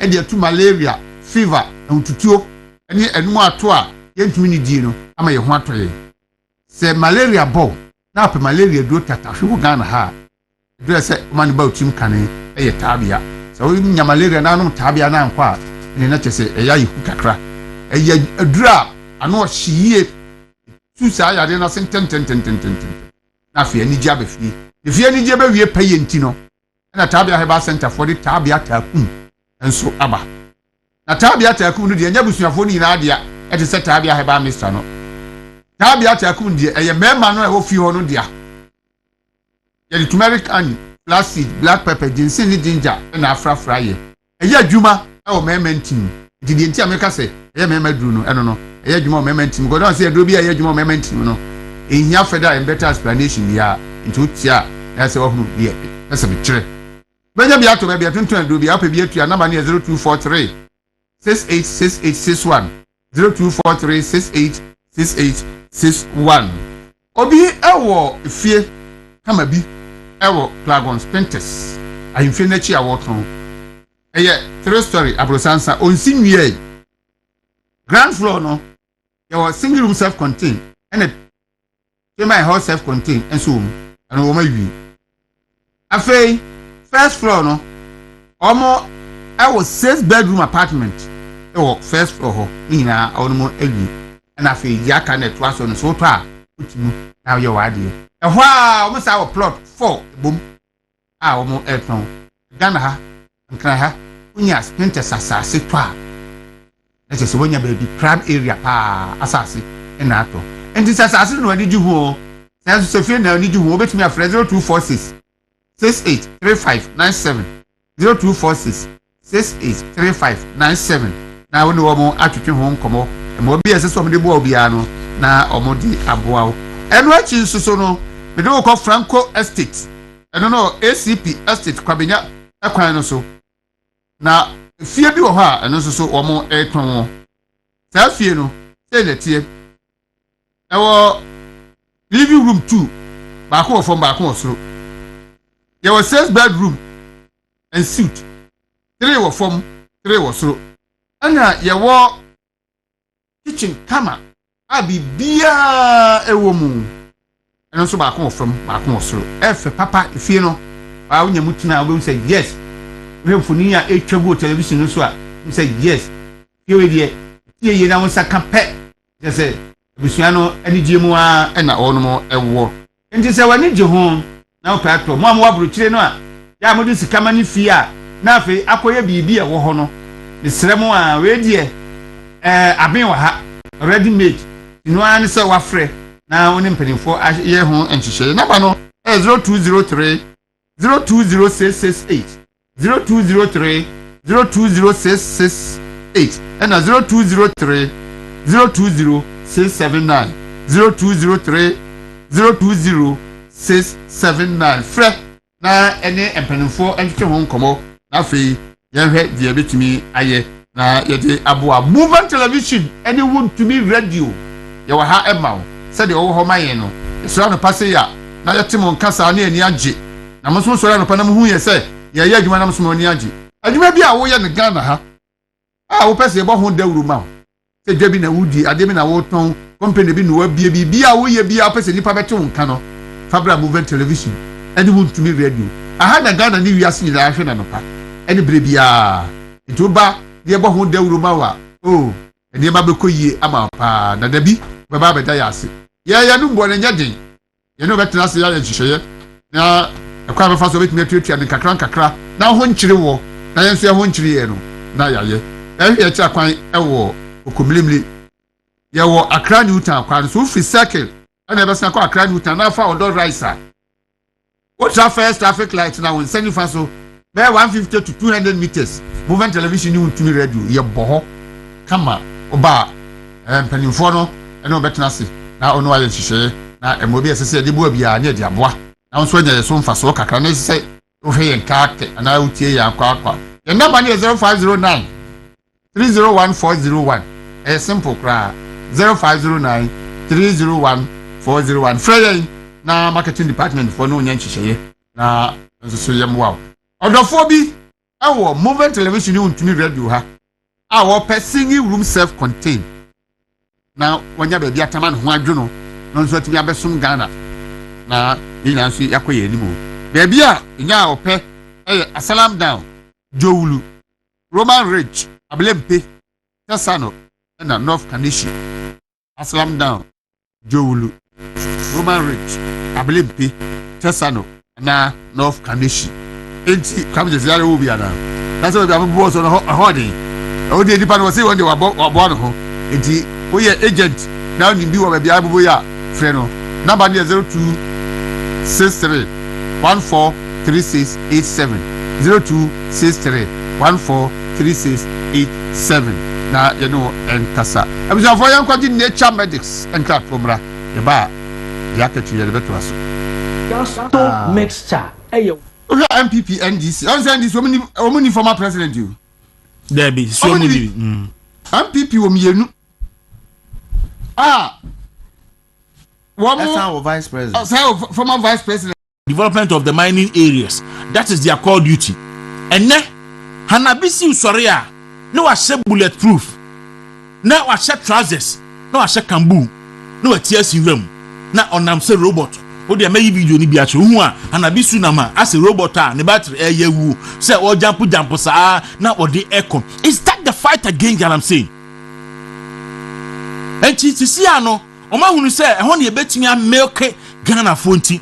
Obia tiesim ene kwaye mu ene baabia se NDC for to Galamsey ni ye to Galamsey ni ye to Galamsey ni ye to Galamsey ni ye to Galamsey yani ko hese di nso na ye ko hese dia kwaye no aye ene ne ye mo accuse MPP for mo ba ye Galamsey aginsam etu atese ene wo ye ho hwenya yie o makofa China for e de ma be gro man mu na ye to Galamsey me say esewani ense kachre empo to the stand say endra omu take national anti-Galamsey task force no omu take hostage. Yes, it took hours and sana it took the intervention of the Minister for Lands and Natural Resources Amakofi Bua and sana the illegal task force the year NDC4 task force no omu etimi giant national task force no say omu enko weyama the Small Scale Miners Association on President Ora Kojo Pepra ese afa die baby adu no gise mampani ebem enye weni bosha mo she Ghana for mo ka kire ya se MPP for na etu Galamsey enti mo yema mo yentu abentia MPP for na mo mra ban mu na mo de mo ba ban mu a Galamsey bejai ena de ba ne san ana fe ye jamo mamu ba ban mu a ene Ghana for ye si apenie ni yesu na NDC for the first time yenya NDC MP awoti akonwa so si watu Galamsey ya mani kroma hemfo ese oho na mo twa na sudi afi gro ne so e de asem wenti na to badama mo na ni pede da Galamsey task force na no ese ehwa mu yi me se region ba ko a e ben ye oha a onipa no a yedna to Galamsey task force na no se won kwakon no oyo obi a waye cocaine ma ya chine pen na oye cocaine ni a obi a wadi apam da won kan for ha obi a wadi apam da no on kan for ha obi a waye cocaine da no odi ne kwaso on ko fight Galamsey ko ya anti Galamsey task force a obi a dey fight e odi pa na mu no oye working illegality hundo didie na obi a wadi cocaine sika na Galamsey sika beso no ebe so no enti no san crofo no ene oma form na ukwa small scale industry no ene omo harassment omu kom ene ateti omu kom eba yesi task force for ni abeju go the phone sem ni aju equipment ni aju say one pnia ni ahyenom you so was small scale site now your MPP ni kura de ende wawu so ye legal miner pa now your MPP ni a wawu omba mbe shi mfidie eno ni ade a ekoso So we are calling on Yera Amakofibua. Say now no better TV so. Shed the crocodile tears. Say won't to me Galamsey. Into ordinary sakra to won't to me large scale mining na conta mining na legally mining site no also ordinary Saturn license so make us say won't to me lawyers at the assembly court. Na the party for Galamsey no ebia na Amakofibua eka. We are calling on President John Dramani Mahama say enye bosha wo share Ghana for nie. Obeto Ghana for mrade. Obeto Ghana for emrade de wano be fa Ghana for ho.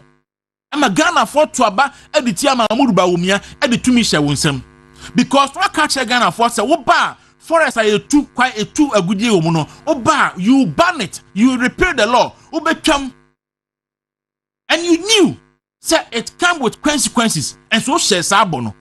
And the Ghana for tie sabo na kotwa ba de ama wawie. Afa na be catch Ghana for say afa de wo twa sa amra ni mu a consequences e wo akire. Me pa cho pani John Dramani Mahama time I wo share Ghana for bono na wo nim say consequences e wo ho asa o repeal sa amra na na. Yempe excuses. Yempe chimu bia repeal the law. Wo say ye bo say Akufo Addo ye npa bonini. Enti ye tufu agudie ese Ghana na enche in the near 10-15 years no Ghana be kransu. Enti uba ube declare state of emergency ewo all the mining areas. Omapani Mahama Ghana for say we are demanding that you fulfill that promise. Say ube declare state of emergency ewo all the mining areas. No wetimi a stop mining, illegal mining. Na Ghana for ye hu etimi atoyin. Apart from that promise we no yen pese beti bibia biem. Wo ka kire say Akufo Addo at Galamsey any Operation Vanguard e ma wia Ghana for wia akọ ama nkra ya illegal mining. E medu baabi no manum kasa ne say yes party here ska MP before Galamsey. E tu de wa ban mu ba sa ne ma no enkoso but ye wo mpanifo on tape. Ama confess say omoye illegal mining. So please yeah, qualify you say you fulfill your campaign promise. And again, homo soa na Akufo Addo breso o ma tie gina no mu di atam no mu twentro no mu so mu no mu ye. In fact, Professor Jampompo there also the conscience of the nation. That's what he said. Professor Jampo can say or he the conscience of the nation. And now Professor Kobe Mensah education enum nenum ayema onkasa. And now Dr. Jampo Professor Jampo nenum ayema ono so onkasa. And na rak na sigbe ene Martin Pebunum omo kase nye yie. And na baka voma woni omo kaka ho nyina no omo kasa media for na every morning afternoon evening media houses and ye lead the campaign champion campaign trying to paint Akufo Addo say or a demon e Ghana because illegal mining na koso na bem no. And na some media houses ni nyina the champions and apostles of illegal mining omo nyina komanu atum minim say 78 million Ghana cedis na ye the core communication department no say bia komo dia minim enti omo e be ka asem no ya so mafunu ma ana ye ma ban no atu ye mrade ene Ghana insuo a ese no ese de mirika gidi ena ese na mum ye ka hunu say Nyankopon ehwe na da achi obi a ebebu ni awa ye ho aten anopa dwudwoma me de brew no ena me de atwe he me din e de Kwaku Dawuro is a movement on movement in the morning.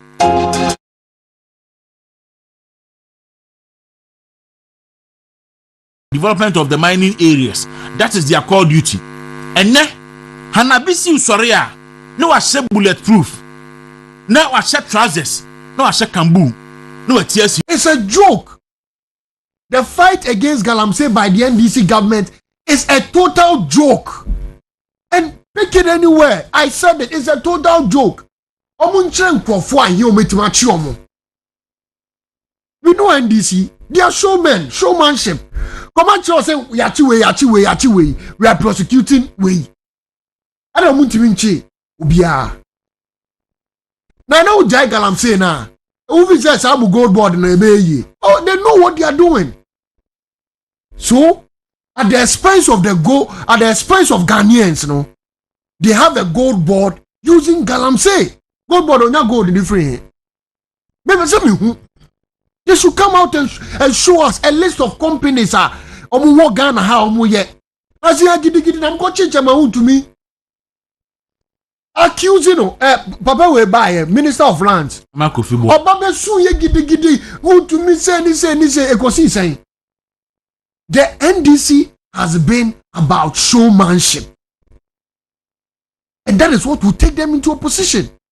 I'm telling you over. That's what will take them into opposition. Because a time will come where you have nothing to show. Because you old school.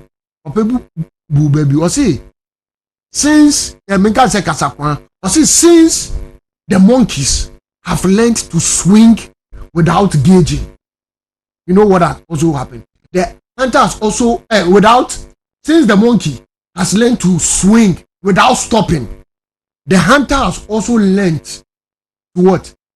To shoot without gauging. So Ghanaians are beginning to find the tricks of the NDC. And still on showmanship, may the best call second topic, you know. There, yachiwe, no. There, capital showmanship. Eye service. Man kufu see bibia, but there's nothing. Why am I saying so? I have come into a plan of the NDC where they have decided, say, in their own words, they say John Mahama says, Ghanaians easily forget. We have a short memory. So, I don't person we say they want to create a MP. I don't know create this MPP are corrupt, you know. They want to keep doing things to remind Ghanaians say MPP are corrupt. But you see, you see, Uri of Fonsano. Now we show there. If power now, I say shock you and say there is a case. And I also Obiaye Bone, Paneko Court, but you rather come and do a press conference to display to the whole world, Nipan and the charges. Abroad, the court in itself has not charged the person of any offense. So, who as Attorney General say, the Assembly Court no release or release the person of all charges are? What becomes of you? The showmanship.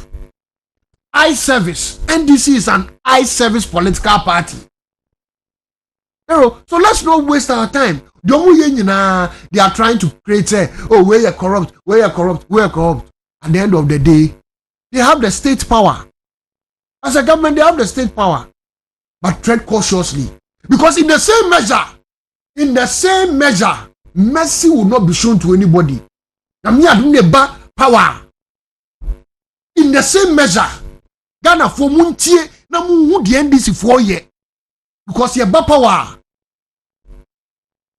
double salary now will go back double salary we will go back and I don't know ye merciful but the incoming MPP government will not be merciful.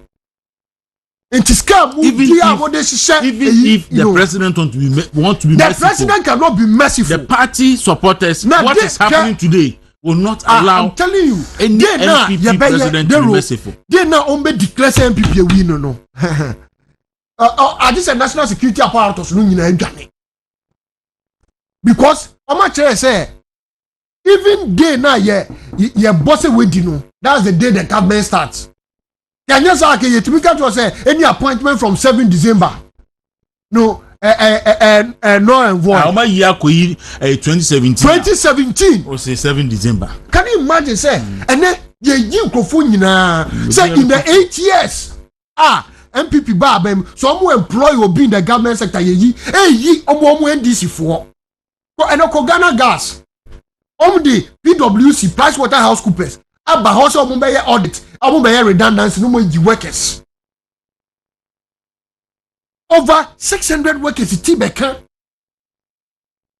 GMPC, the same thing. PwC, Omukoye. What's going on? What is going on? And then Ghana for. Say MPP na fan into Ghana ni. What's going on? Mr. Femi. Omo eye service who Ghana for Ghanaians have since eye service. They don't have anything for Ghana. Can you imagine say up to now contractors both MPP and DC contractors are almost supporting. They are not being paid.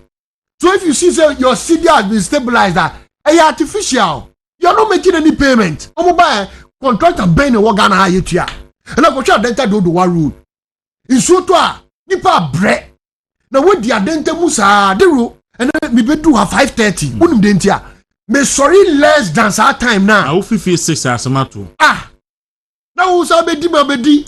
We keta kwase. Aye kra ete adenta nim ha yi akra no. Wo 56 asamato. Na wa wo me wo ayi say kan say. Kumi me da say adenta kumi a member of the New Patriotic Party Martinega. Chema po opoku. Enim baby a obehye onkomo na say e free. Me ni amehye afiase ne say wo arrest here, arrest there, arrest. And this termination, baby. But the master man make and say, look, everybody is a Ghanaian. Okay? And to say, employ Obia. Instead, say, your focus should be how I can expand the business. So even if I have some core people, I want to create employment for them. By expansion, you open the opportunity for employment. But you don't terminate people and replace them. Then you create the impression that you have created employment. That is wrong. That is wrong. And nobody is more Ghanaian than another person.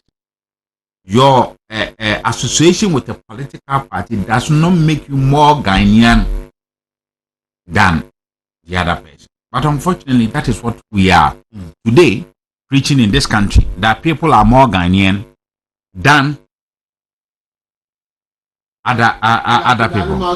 Yeah, which for me, I believe it is not going to go well for the future of this country. Until very soon, no MPP bar with a set of public sector workers. Need your Monsaba. In my council chairman, Ubia we a Benjuma UD if January Ebano. And so a long leave for 4 years. There be a bet MPP winning. Now also, and yes, a long leave keku. Koya Juma, Koya campaign. MPP winning. MPP winning are paid the same desk. Now, of course, section of photo fee at the year a MPP that not Director General. And then this winning 2008.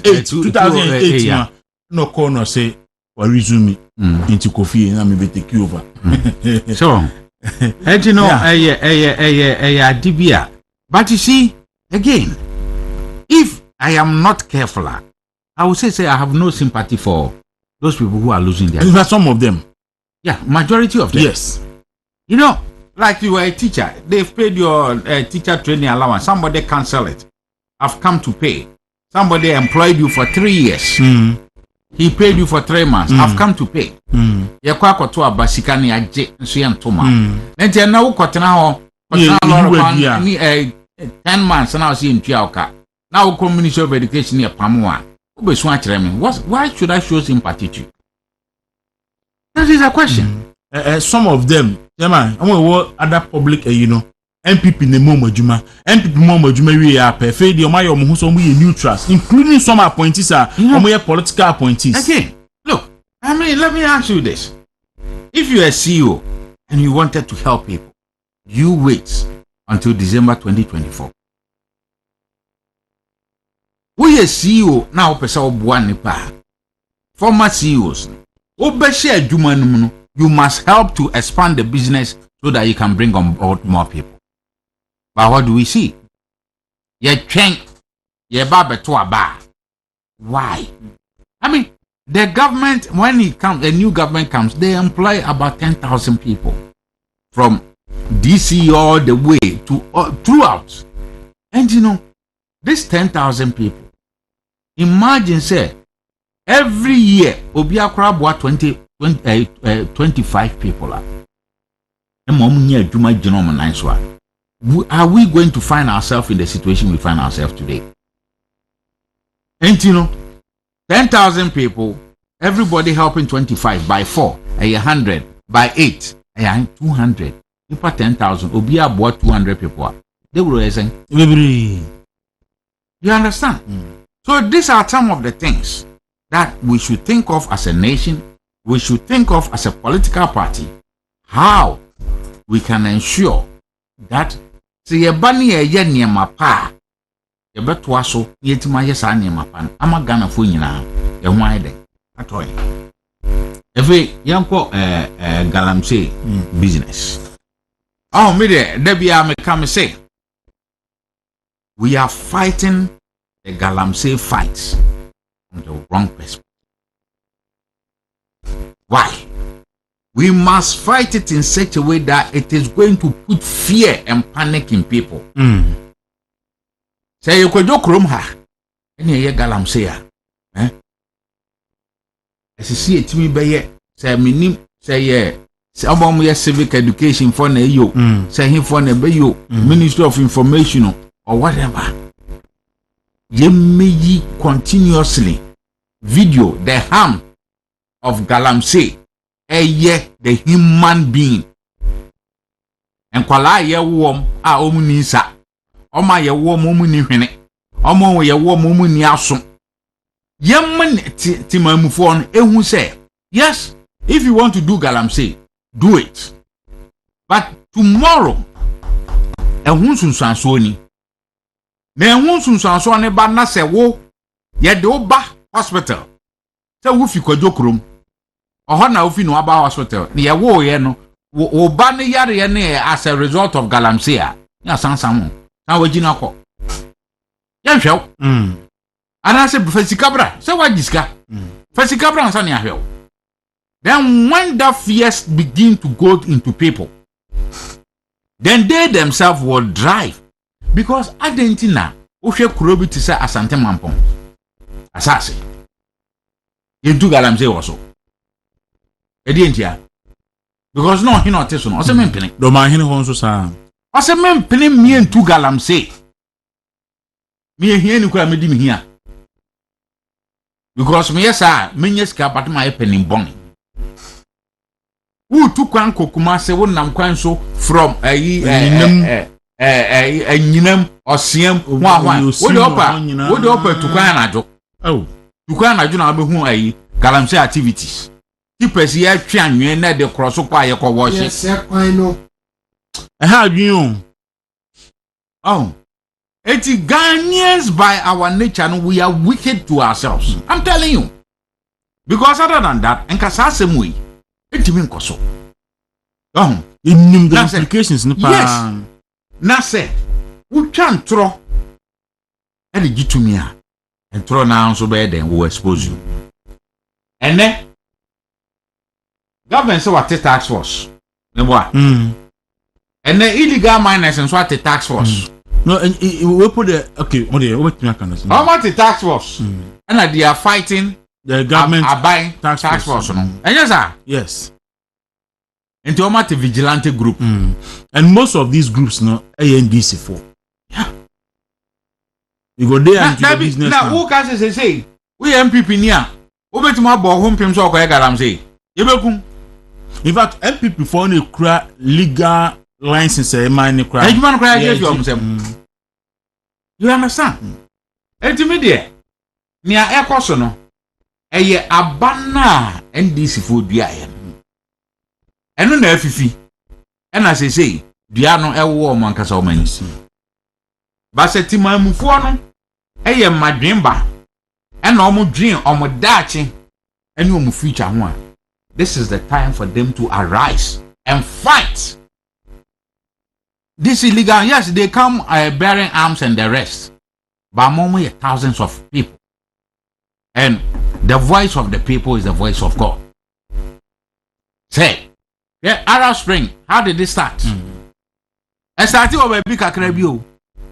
Now can say when the people who owns the land and who lives on the land begin themselves to fight Galamsey, it will spread through. You see, it come back to us. My kind say, I abandon this if we do, you know, because NDC for bank and no matter say a late ni say by 10 years time no, you be clean shoe.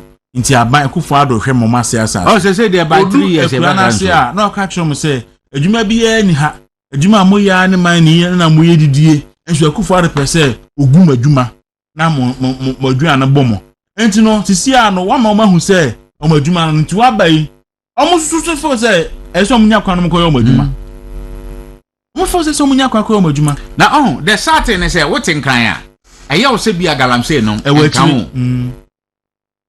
Body a wudi no baby abody.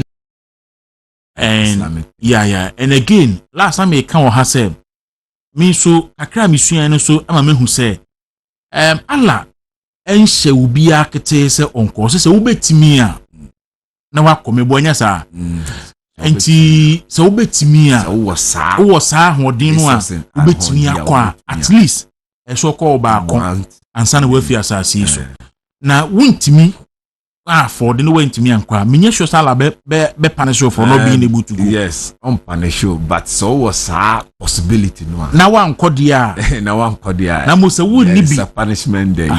If you don't have there, no one kwa no one kodia and no Allah to me and Allah nchwa so. Yes. Because Allah no enim. O wa wonim. Woni so a wonim. Exactly. Okay. And if that is the case there, na aban enso so eboa so ebiri be facility na matimi akomatimi ba but for 2 minutes na ma yehu is it important at all say we a Muslim a obeko Hajj but o microphone you say kakre mami Dawuro anapawe the tie obia untumi movement TV sorry. No,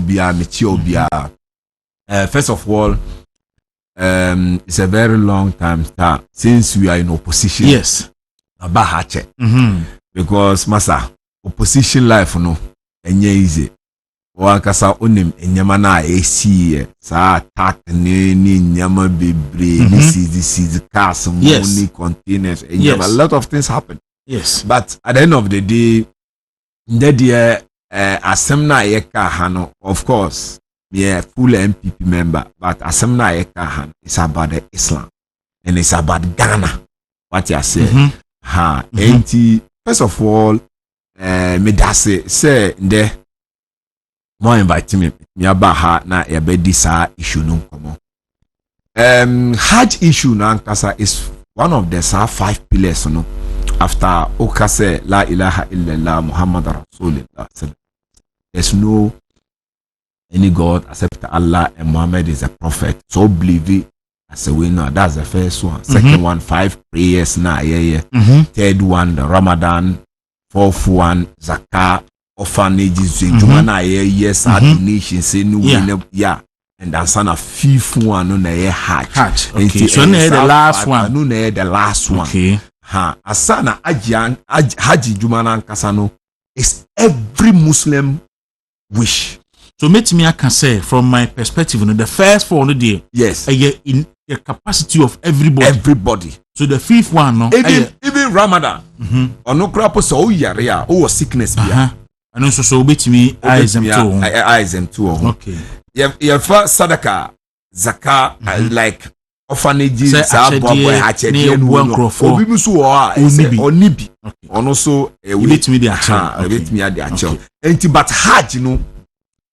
every Muslim the wish say Hajj. Okay. This is not my first time. I went the last year. Time now you power and sana this year so it's uncoin. So if you look at the Nyamana esi or Hajj, you know, from the Hajj village. Enya mi kwapo na mi koye. Mina Hajia ka ubio. Okay, Hajia. My wife. Okay. Yes. When in the call this time? Yes, this time around. Oh, okay. Enti from Hajj village, enyama na esi here. Enyama na eko ansana omukodru Madina. Wow. Every single thing that's happened. Ansana ye do maka no krapo no. Enyama na esi here. 99% I was part. So you were part of the process throughout. The process. Enti krapo at the end of the day krapo no ebimu was expected say almost say me were part of SAR task forces. Okay, so they were thinking say we are part of the government team. Yes. I manage the whole the whole process. No? Yes, because me konhu ankrofana omuye sa adwuma no 70% of SAR youth no and 90% of SAR youth no kra omu nyina omuye my brothers. Okay. Some are even my cousins. Some are even my relatives. It would be to say far a senior brother since time now you were chapter Accra House of supported senior any Aziz Aruna foot anyway. There is a will be to say Polo Guntu will be to say we can say Kolozo, Adualomu, Sa squad, no, they are my brothers. They are my senior brothers. Okay. We grow up together more than years. And it's automatically I'm part. And also so mean so you will be exactly. You can't stand it when things are going wrong. So you can surely be involved. Exactly. And my boy because of Nibra Penny Polo because Polo currently the Nationwide Supporters Union president. And it's one of my lovely brother. What I say, only Kolozo omone guntu graba ono krapa ya mekeze. We are even family. And he said BBC Koswa mean to me interested because of NDC phone omu yesadi and I have to help them. Me so me omu junior brother, omu so omu ye senior brother. Yes. And he SM mbo omu. And he nyama be braina ekosono. I was part. Automatically obeka se krapo me tax sources enti se obehwe ejuma na among for kasa omo aye say yen for politically issue they are twitching because me sir hypocrisy no me here because we ni akwantu kronkron yes it's about Islam it's about Hajj and it's about Ghana it's about Ghana and image and humanity what I say yes. I swear you with Allah, they have done their best. Okay. Then some of the things that went wrong. Of course, to me, you be 100%. The way Omo Kasa, Hajj, Amon Fako, Omo Akowu, Omo Yeden, Assembly say. Medical team now, Omo Dr. Tanko. I don't even know him personally, but the boys now also leading by Dr. Samed. It's one of my lovely guy. I don't know him. We met together and we were in the same room. I was in the same room with the doctors. Okay. Dr. Sinari, Dr. Samed, and other doctors, and then this thing. The guy who's giving them the medical, you know, sir, or drugstore, a pharmacy. Yeah, a pharmacist. Okay. Yes. And also, Akwano Ejuma rough. A friend of Shaban, Alaji Shaban. Oh my Ejuma. So, Ejuma na boys more, you know. It was. I was not part of them. I was not part of the team, but we were staying in the same room. Enti ejumana akwano omo boy enu that at the end of the day omuti ho na omuti among folk kasa they are not doing this thing. Omo say no me sa with all due respect sa jiminu me 20 nipa na omo criticize omo no ask them say time na e war power no what did they do? What have they done? Sisi ana ye call position no na omo kasa and in terms of medical team side you know they were making say the boys have done well. Omo overuse all of them late crap no omo oh they were sick. Okay. Wow. Somebody say at AM said 3 times. One day crapo almost we need their tune more than 5 a day because of overwork now. Yeah, the same to scenario, the same to other guys is no. And as a medical team, no nurses they have done mad. Saying it is okay situation no. As some now say yenka medical side, you know, say next time the government have to look at it. His Excellency John Dramani Mahama team now organize you as a Hajj board now. They should have more doctors and more nurses. At least say Dr. Bakubia or what they say 4 nurses under him. Okay. Wow. Okay. So they need more you are doctors. Talking as a medical practitioner. Yes. They need more doctors and more nurses. On to me Fanipa almost 6,000 people. Only 45 doctors and nurses together. It's too small. Say you call Mina. That's the main days now. Ye hard work. Or ye attack na ankasa. That 3 days and now 4 days now. Ye call because we have 4 days that ye call ye beko Mina. Or na ye Hajj work na ankasa. Say do Mina. Ye beko akoda ho. The following day ne ye call Arafa. Arafa no ono na ye Hajj day na ankasa. If you didn't get sad day, no only sad ground, no, you are not hard. You are not hard. You didn't get your heart. Okay, better so uncle. Yes. So all the hospital crapo, Arafa day no crapo no omudo beba. So all coma crapo, they will bring you there. Okay. Yes, or move for to ambulance mu no mu diaba. Sa organization we ni na the boys have done all these things. Enti enye adwuma kitwana omu ye. What I say. Okay. Enti omu ya de. Enti the only thing is say omu here more hands. They said Dr. Shaban is here. To me, onu kwa na yes adwuma no. He was having one of his colleagues here. Almost say only man no omu ye adwuma. This one day crap I didn't see that man. But the boy doesn't want me to talk. Okay. Because of protecting man no. Okay. But a jumana boy now born kasano. Okay. It's not more normal. So for the medical team no, they need give them more way. You give them A+. Exactly. For the and sana secondly, many His Excellency Mama Ayarga. We met there. We was in the same VIP room during in what do you call it, in Mina. We discussed about those issues. A friend say omu leader honorable friend who say Collins Dauda. Share. I'm a full MPP man. Oh, papa no. As a leadership, me say me tenaswa. Look, sorry. My respect to papa no rough. You know why? Even time now, the man was standing on the sun, 55 degree. No original. He was like, to say, papa now or controlling the color. Mama, the man was too stressed. Me say, honor me approach you. I was not part of them. Okay. But the way me now say, let me share a nyamana ekoso because of so that I will see what is really happening here. Papa Naba or say we know because at the end of the day I have to beg the man to go and sit down because of the age into the way weather non tea the way nyamano. Me say papa no under Oluman. Or up and down. And the assembly waha, politics. Okay, so we also had a lot of reports about Ghana Funya baby na and maybe Omodani and all that. And what about that one too? Well, say that issue no, there was a lot of challenges now. Omanya about that issue. There was a lot of challenges, and yes, Omonya baby ombedo Omanya, but hotel na kasano. Ne enshadan ye enye papa because we told say ebinum we yes kept at abandoned hospitals. Yes, there be omoboa. You see, that's what I don't want our people to talk. The way we saw videos from omo e call hono. They were doing the videos and sending us videos. Onuna me pese onim say won Ghana on asem na e say no the bia e politics.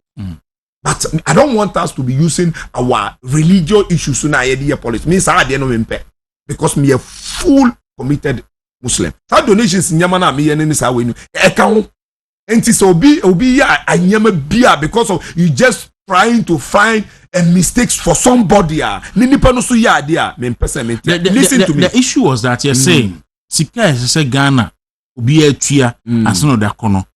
This government trying to make the old and the previous government look bad, no, or to take amount no so because of so taste unti mukodu hono places I say or renting or they accommodate Ghana for mukoe no when timi are for those areas so or nya lesser areas are na stress ni pe koye no I mean binuma ntimi nya ba bi comfortable anamo mo ho anto mo maybe yare no and whole lot of the process and another reporter buy so me I don't know what you saw there. Okay. Oh no me person me catch. Okay.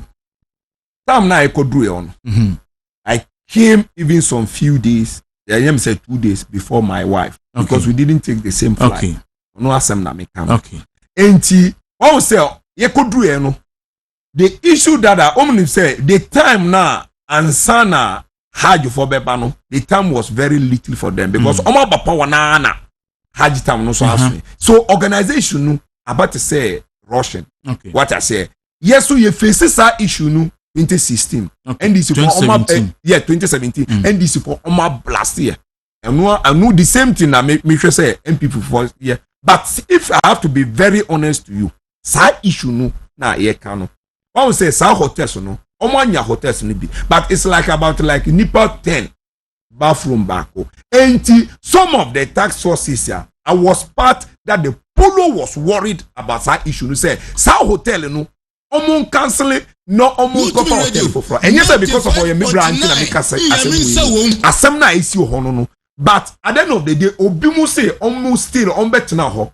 But hotel na ye one since now almost started Hajj going. It was one of the best hotel ever that Ghana ever had. Bibia home. And sa hotel no so e fa nipa 1,590. 1,590. Sa hotel no krapo at long last krapo no omo fresh hotel no GM hotel, because since the history of Hajj, that kind of hotel no Ghana for yemfa bida, according to what I've heard, because me got twice, so I can't say much about Sawi. But me, to my experience, our hotel it was the best. And among for be Omaba, the issue was that Sa hotel now almost say peno, so they have to fast and get another hotel for them. And maybe you, Dr. So maybe Dr. Bass, or a big man. So fortunately, and definitely you'll be treated especially. So amwa akano, amo and say Dr. Bass, no, they may not get the same treatment as you. That's where the issue is. And yes, Anna, they are not come. You see, you have to be very frank. And yes, me defend you more. But yes, yanka. One say what I say, present, why ye price no. That's it all. What price no? Na crop na me issue no. That's where I'm having problem. I don't think ye tina 8 good years. Now don't to me tea 1 cent crop back on my Muslim for 1 cent. But is this a better so any pound better now? What is the sense in it? Sure, Mamen Katro about Hajj no. So Mami bi wo ho, Papa bi wo ho, Amafo bebre wo ho a. Se obeko Hajj akoda abonche at the end of the day obenya o Hajj medunyame ye Muslim for ebe. Benya no na abete so do mo kwa they were sending us video ya the wiem almost sending videos no. I saw some people the wiem and with the temperature that was Mina. Ye do Mina no. The issue was that you see because of me percent many issues no very well. I was doing something to see something. Okay. But very unfortunately, I didn't get it well. Okay. I have to be very sensitive to you. Because at the end of the day, you do me now. Sa organizers no company na Ghana abuku almost take care of us no. They put some mattresses at the middle. Wow, some middle na one say ebi mu dase, na ebi mu dase, na ebi mu so middle. Enti the gap na either middle no, omo the mattresses isu dey share ho. So hereby no inside of side ni nyina among for beda ho no, ya yi among for bebre almost all the rooms, omo yi some mattresses no. Enti space aba home, enti automatically omo ma can to among for no according to the mattress. Enti automatically ni so oyi some mattresses no minus by bound. Enti some minus my cousin he came from UK. On any yere ni ne down for ni na they sleepers have 4 days and 5 days on outside. It happened like that. Among for baby womina omo dabonti a lot of people. But the issue ni say some mattresses na omo yi no ono na e sa issues ni dey ba. But the issue I no say maybe problem no the problem that I'm having him say sa inyama na omo koyi ho no they didn't get everything 100%. Mistakes be breaba because of time na omo nya ansa na omo ko akwa arrange bibia ma no. There was a lot of mistake now. See what I say. But price in na papa say yenya cheaper. Say ye benya Hajj ye zongo for ye pepe for say ye benya Hajj cheaper. Na ebe kwa akoda abontia yepe.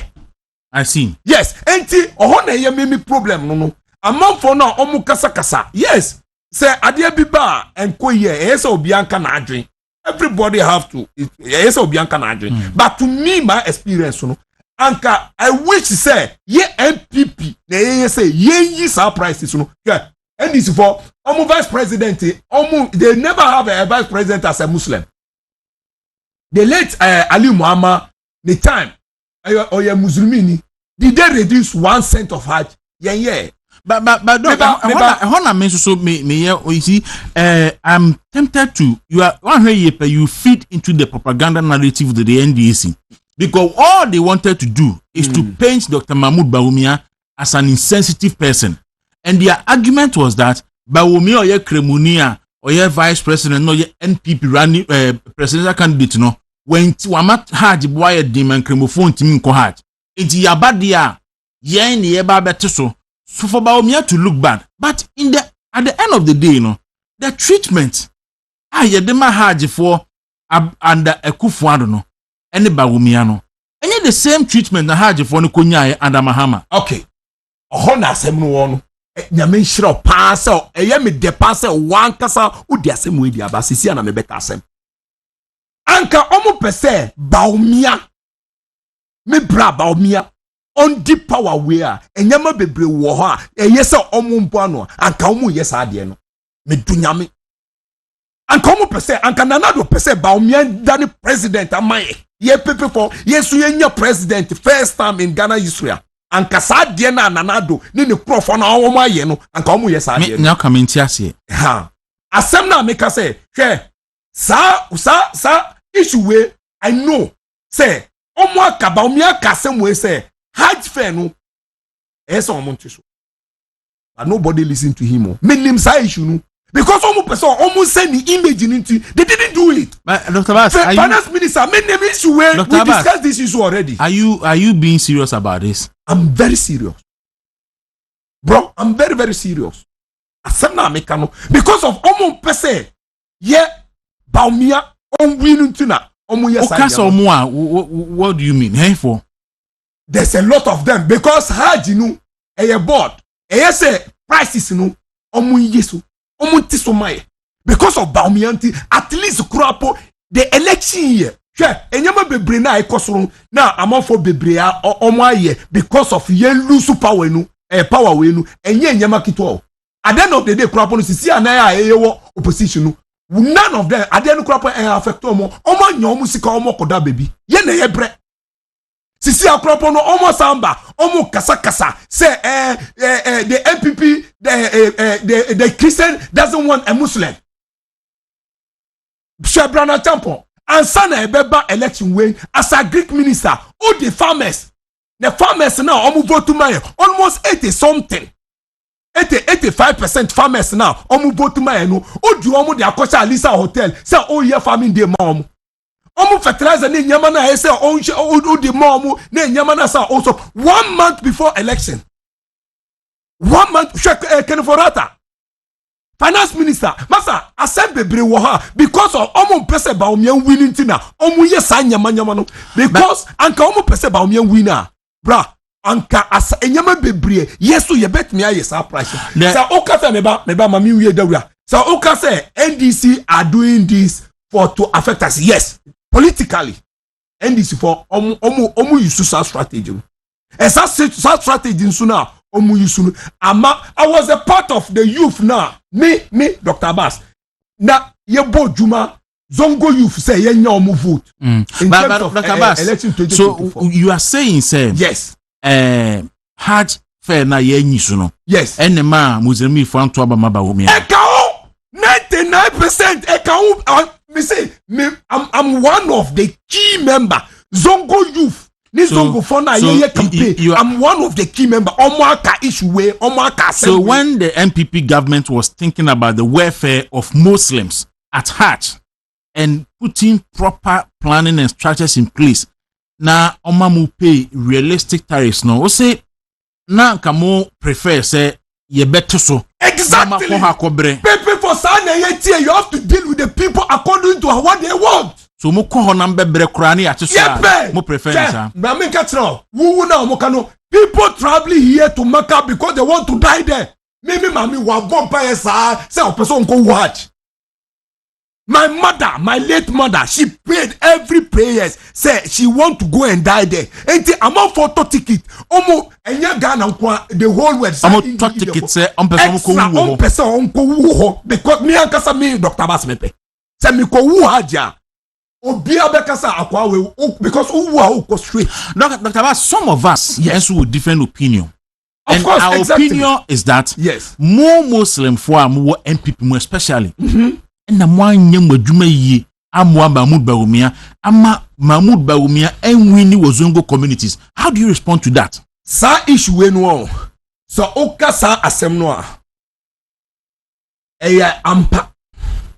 I will not have any argument about it. Me, Dr. Abbas, I approached my brother, Makacher, and said, Doc, things are not going well. I came back to Germany. Makacher said, senior brother, and what is going on? Sa chief Nini Zongo Funny say.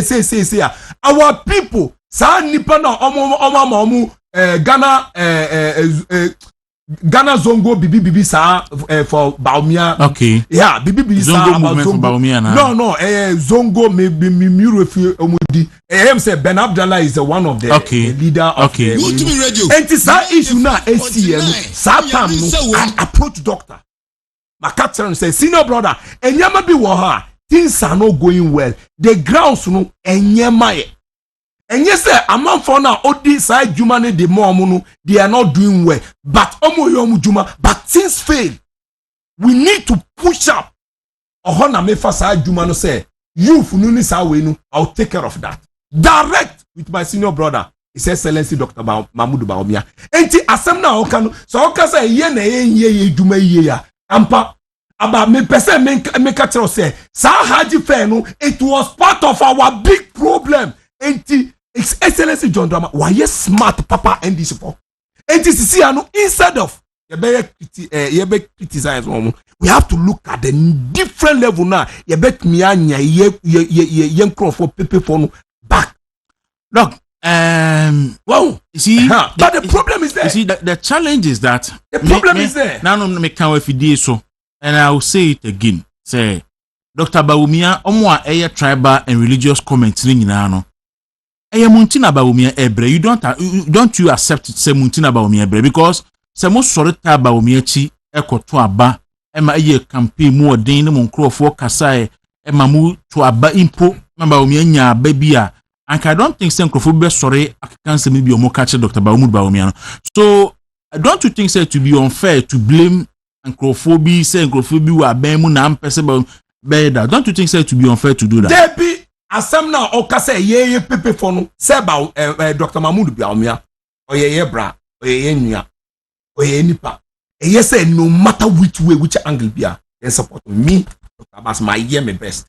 Among for bebre na menim so almost so my but ebimu party key members bimu they didn't do anything. Ye fighting say at the end of coin almost say ye fighting almost say and they are even having power than us financially and physically. Obi to say Dr. Abbas Dr. Abbas Ganiyu a philanthropist and then you know AD and command how you went to me radio 95.9 movement television so Mako Hajj aba ne ko nyina Mako Kwaku aba oba bidu Ghana na oba enso no enkomo ekoso enso ukrum eno so wate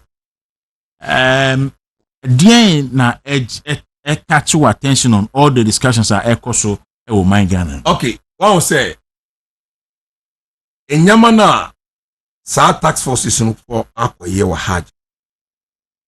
They didn't get everything perfect. Omo mistakes na omo ye. And I even hearing some of them are even saying that they have to dissolve them and bring new things inside nyama na same bebre ni nyama bebre. Yes, ombe tunaye. Sa issue no because nyama bebre and shadan koye about organization. But omo excuse ni omo nyama. Yes, the mistake has happened. What I say in terms of some medical issues na mechanical hotel issues ni normal arrangement no nyama bebre shadan koye. Say yenhwe na yan omo ye nyama ni ye. Ana maybe next time say yes to ye ba. Ye be make sure say ye be ya adie no na ye fe so that this kind of issues will not happen. What I say but asem na me mekano yes say pepe ni beko Hajj otua 5,000 Ghana or beko Hajj unti amount for kasa sa bongo what bongo I said I know your name bongo ni amount for now they didn't pass through the Hajj board omo koje tourist visa now omo for side because amount for over 4,000 people asem na make no over 4,000 getting to 5,000 people and all of them they didn't get to Hajj identity because of omo person omo ko Hajj. And ebimu was 70, 80 years old people. Omo akosa bongo no. Ili illegal way no omofa. Some of them will climb mountains before coming in bush, before coming to Makkah. A serious and dangerous way now omofa ansa na omeba because of omope cheapest way. Enti dera obet me aka tell me say anka ye price no aye no cheaper. Asa anka ebenya papa. Enti NDC for now omo use some strategies no. Wow.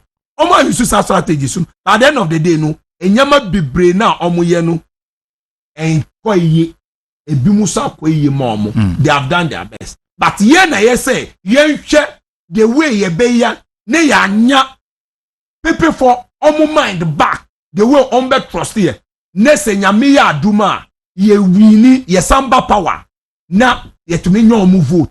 Hwe se obi gina ho a no ka say me emfa Christians for omo votuma Muslimin and now present and now obi kasa say they didn't vote for him because of he's a Muslim and I say me bra onye sa we no anka eye say ade no on nya chance bia anka Dr. Bawumia no on ba bio but asem na omuka you know it better than me wow asem na me person me can say yen jai sa tribalism no especially here MPP for it's too much masa asem na yet no yeah you see this one I don't think MPP for a few elements within the MPP. Yes. So you can't say MPP. There be few elements within the MPP. Yes.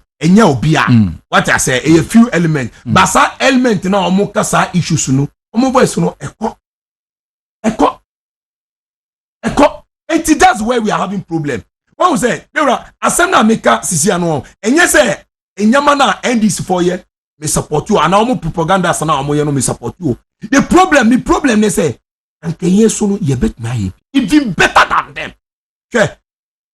At least me but Dr. Bazi, see Hana, yeah, ye Zongo person. Yeah. Ye MPP ni. Yeah. Ye Kremuni. Yeah. And what na say? Na NDC if you 92 or the only one Muslim and I ban the ticket so as a running mate. And more Zongo no, you see nothing, you see no problem with that. And you don't go out there and also tell your people say NDC for Mpemo Zongo for asem.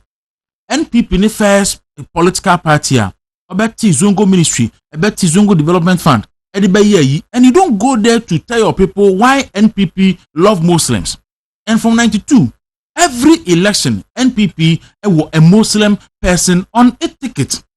To the point that NPP benya a Muslim presidential candidate. And the Muslims in MPP, you still sit there for NDC people to beat you to that and tell Zongo for say, Omo pe Muslim for some SN MPP for. And that is where I will say, more NPP for no, you are failing the party. You are failing because I'm not trying to say, now propaganda no, because look, let's take last election for instance. Mo Zongo, unam NDC for a large scenario, no nam can say Dr. Bawumia Preko. And we didn't hear some of you to come out strongly to defend Dr. Mahmoud Bawumia. Yeah. I didn't say you didn't. I said I was expecting some of the strong voices to come out strongly against them. Say okoye turu okoye busum anasa we nu na ye call labade. I was part of the team when we were doing the Great Accra tour. And you say asam na okano eyampa. One say Muslim so uhwe majority of some Muslimi for omuye NDC for special Zongo for what I say omuye NDC adiano so uhwe enyama na MPP ayama Zongo for to say sa Zongo ministry ni sa we no omuye enyama bebe but Dawuro the question is say sa enyama na omuye enyama bi wo ho a so obetumi aye amonfo be hu se why say ba enyama ba ko bi wo ho so oya etumi overtaking others ni nyina o say hwe Dawuro Hajj won ti see a o tie ha o frem ami bi say next year sister ana ma eti say mi di ni Dawuro next year mi no be ko Hajj Mami before to say about what oh heaven.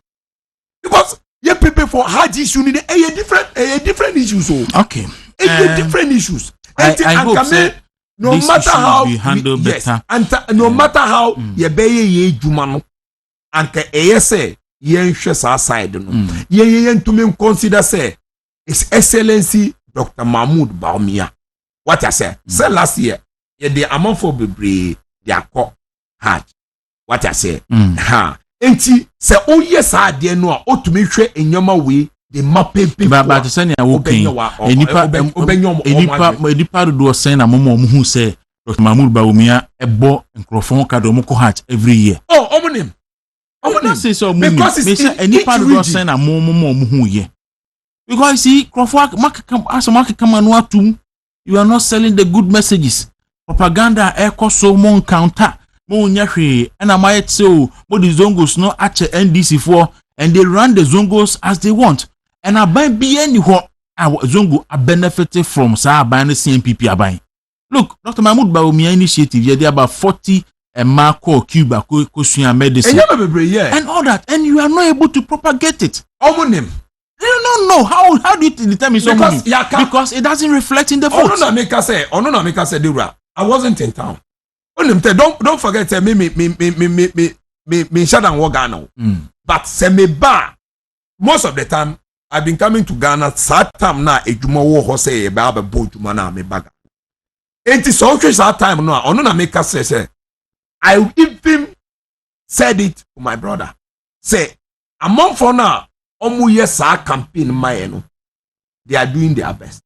But inyama bibio we still need to do more. All right. I got 6 minutes now. How do you see Joe Mohammed's government in the first 6 months? Between and then the second half of the first year, no. How do you see his government? On him say so we share in Yamana the government you know most of the time. Because of when him say wakai enyamana yeba omoba power enyamana isi attack now omo attack nkrofo omo chiche nkrofo ni nyama bebre. I wasn't happy about it. Bit say me I'm not holding any government position be omo akwa attack me. What I say yeah me kind so framing. Yeah we discuss about it on air. Yes. What I say omo sizi e cars no me koto me car use. What I say, ain't sign your be braining in AC. I wasn't happy with them. Time now, Eba Power 2016. No, I was not in town. I was not even in Ghana. Ain't 2017. No, I was not in Ghana. Me was Germany. Okay. What I say, time now, me bebano. I just brought things to come and support the government and my party. Ain't so here? Abaina, Enyamana, Ekosono, Enyama be me side no, and Shada. And cost you mammy. And sana so just $1 rate to no ne euro rate na inyamano eba form ni sa the idea no. Yes, some of us who are businessmen, you bet me aka say ebe boy. What I say, you bet me aka say ebe boy. But no matter how it is, no, isumi gidi say His Excellency Dr. Mahmoud Bawumia obey better than what is happening. Obiani na adwen. What I say. But me ma adwen me hu no. What I say. And it so far nyama na omo ye no. They are doing whatever they want to do to make sure say my Ghana ekoyi. What I say. As a philanthropy, I have different opinion. Say Becca as a MPP man, me were different. You know, but say me Becca as a philanthropy so. Ono is about Ghana. Enya about partisan. What I say. Until at the end of the day, no, enyamana ekosono. Fine. There is some of the few problems now. Say enyamanu koye to say Chief Justice issue say na enyama bebre which is not good. So obia beba no baba sisa enyama sia enshadam koye. Wow. Until hodie there's a lot of issues now. Enyama bebre shadam koye. Ebi musu a ekoye ma amount for to say onu na make no to say dollar issue here as a businessman the dollar about CC the crap a bit to say me mepe because it's advantage for us what I say enti ono no dia asem na be kanu no but asem na me ha me ne say amonfo na omo kasa omo bo rough ma His Excellency Dr. Mahmoud Bawumia within us no omo nti na me make side issue we because enyama bi wo ho a yes we can even do it better than enyama na NDC for here. What happened? All right, Dr. Bass, anopei medawasi say obaye na wa ben so komo bebre we che adwuma bebre ho a say yitimi ye nti brene brano ibedi nkomo na yetimi aye and mo so a mo zongos no me I don't believe say zongos no is for NDC. I don't believe so. I madwin me say eye mo na magya zongo na NDC for se mo sori aye adwuma pa zongo for entan NPP for zongo for NPP for asem ne aka no se mo be sori na maye adwuma na mo dia boa NPP e wo various zongos na mo yima adwin say oh how they say zongo the NDC be win dia they will continue to win. Yes. And so I think you should do more work there. About issue no nyame adoma dewra we are trying our best. We are doing our best. Especially somebody like me. Because you see asemna AC after equal position sa attack any season nyama no ama ma ho say that's why we say wow onya ban position dey also to mbe attack o enti ama ma ho say then I really need to fight. And him say this time around you be call boot to boot. Any bad comment be here etia Dr. Bawumia because of the religion and tribe there say shemu nkuna na more work. Yes enti e bomode enu krapo kan na me say sa issue we na amafo na omo kasa about Hajj issue we ono enti na ya me yawo because instead of ombeba na ya strategical the way e be ye na ya nye ya amafo adwina na omo kasa na amafo no so omo hwe say we no omo yi press na omo enti sisi ano e say ye unite na ye hwe the way e be bo dwuma no na so that we can support His Excellency Dr. Mahmoud Bawumia na enyama nkoyema prime minister dia menim say omo nkoye omo bibia ye be ye shake hwe prime minister we masa me nko Germany me Ghana up to January. I see. Me say takasi bia e be bia no so they should prepare and we are ready for them. There be Dr. Bawumia there. It's nice, but omo kasa and some for yes. Oh, you're a gentle person. You're a gentle person. But this time around, we are going boot to boot. That's the kind of person Ghana for pay. Yes. I won't pay Dr. Mahmoud Bawumia. Yes. And I won't pay because of how it here. So Dr. Bawumia will not change. There be only their own changes. And he will be rewarded by Ghanaians. Come January and then December 2020. Against the tribe, ni religion, ni tribalism. We are ready for them. Dr. Abbas Ganiu Anopei Alaji, sorry, Doctor. Boxer Maboho Tracing. Hey. Yeah. What you for? DonnaMotion.com. Mishane Sakamajan so. If I say me miss chances. Try to this way and me home. You say being ya puna performances. Ready. Hey, Pame. I mean, so me don't.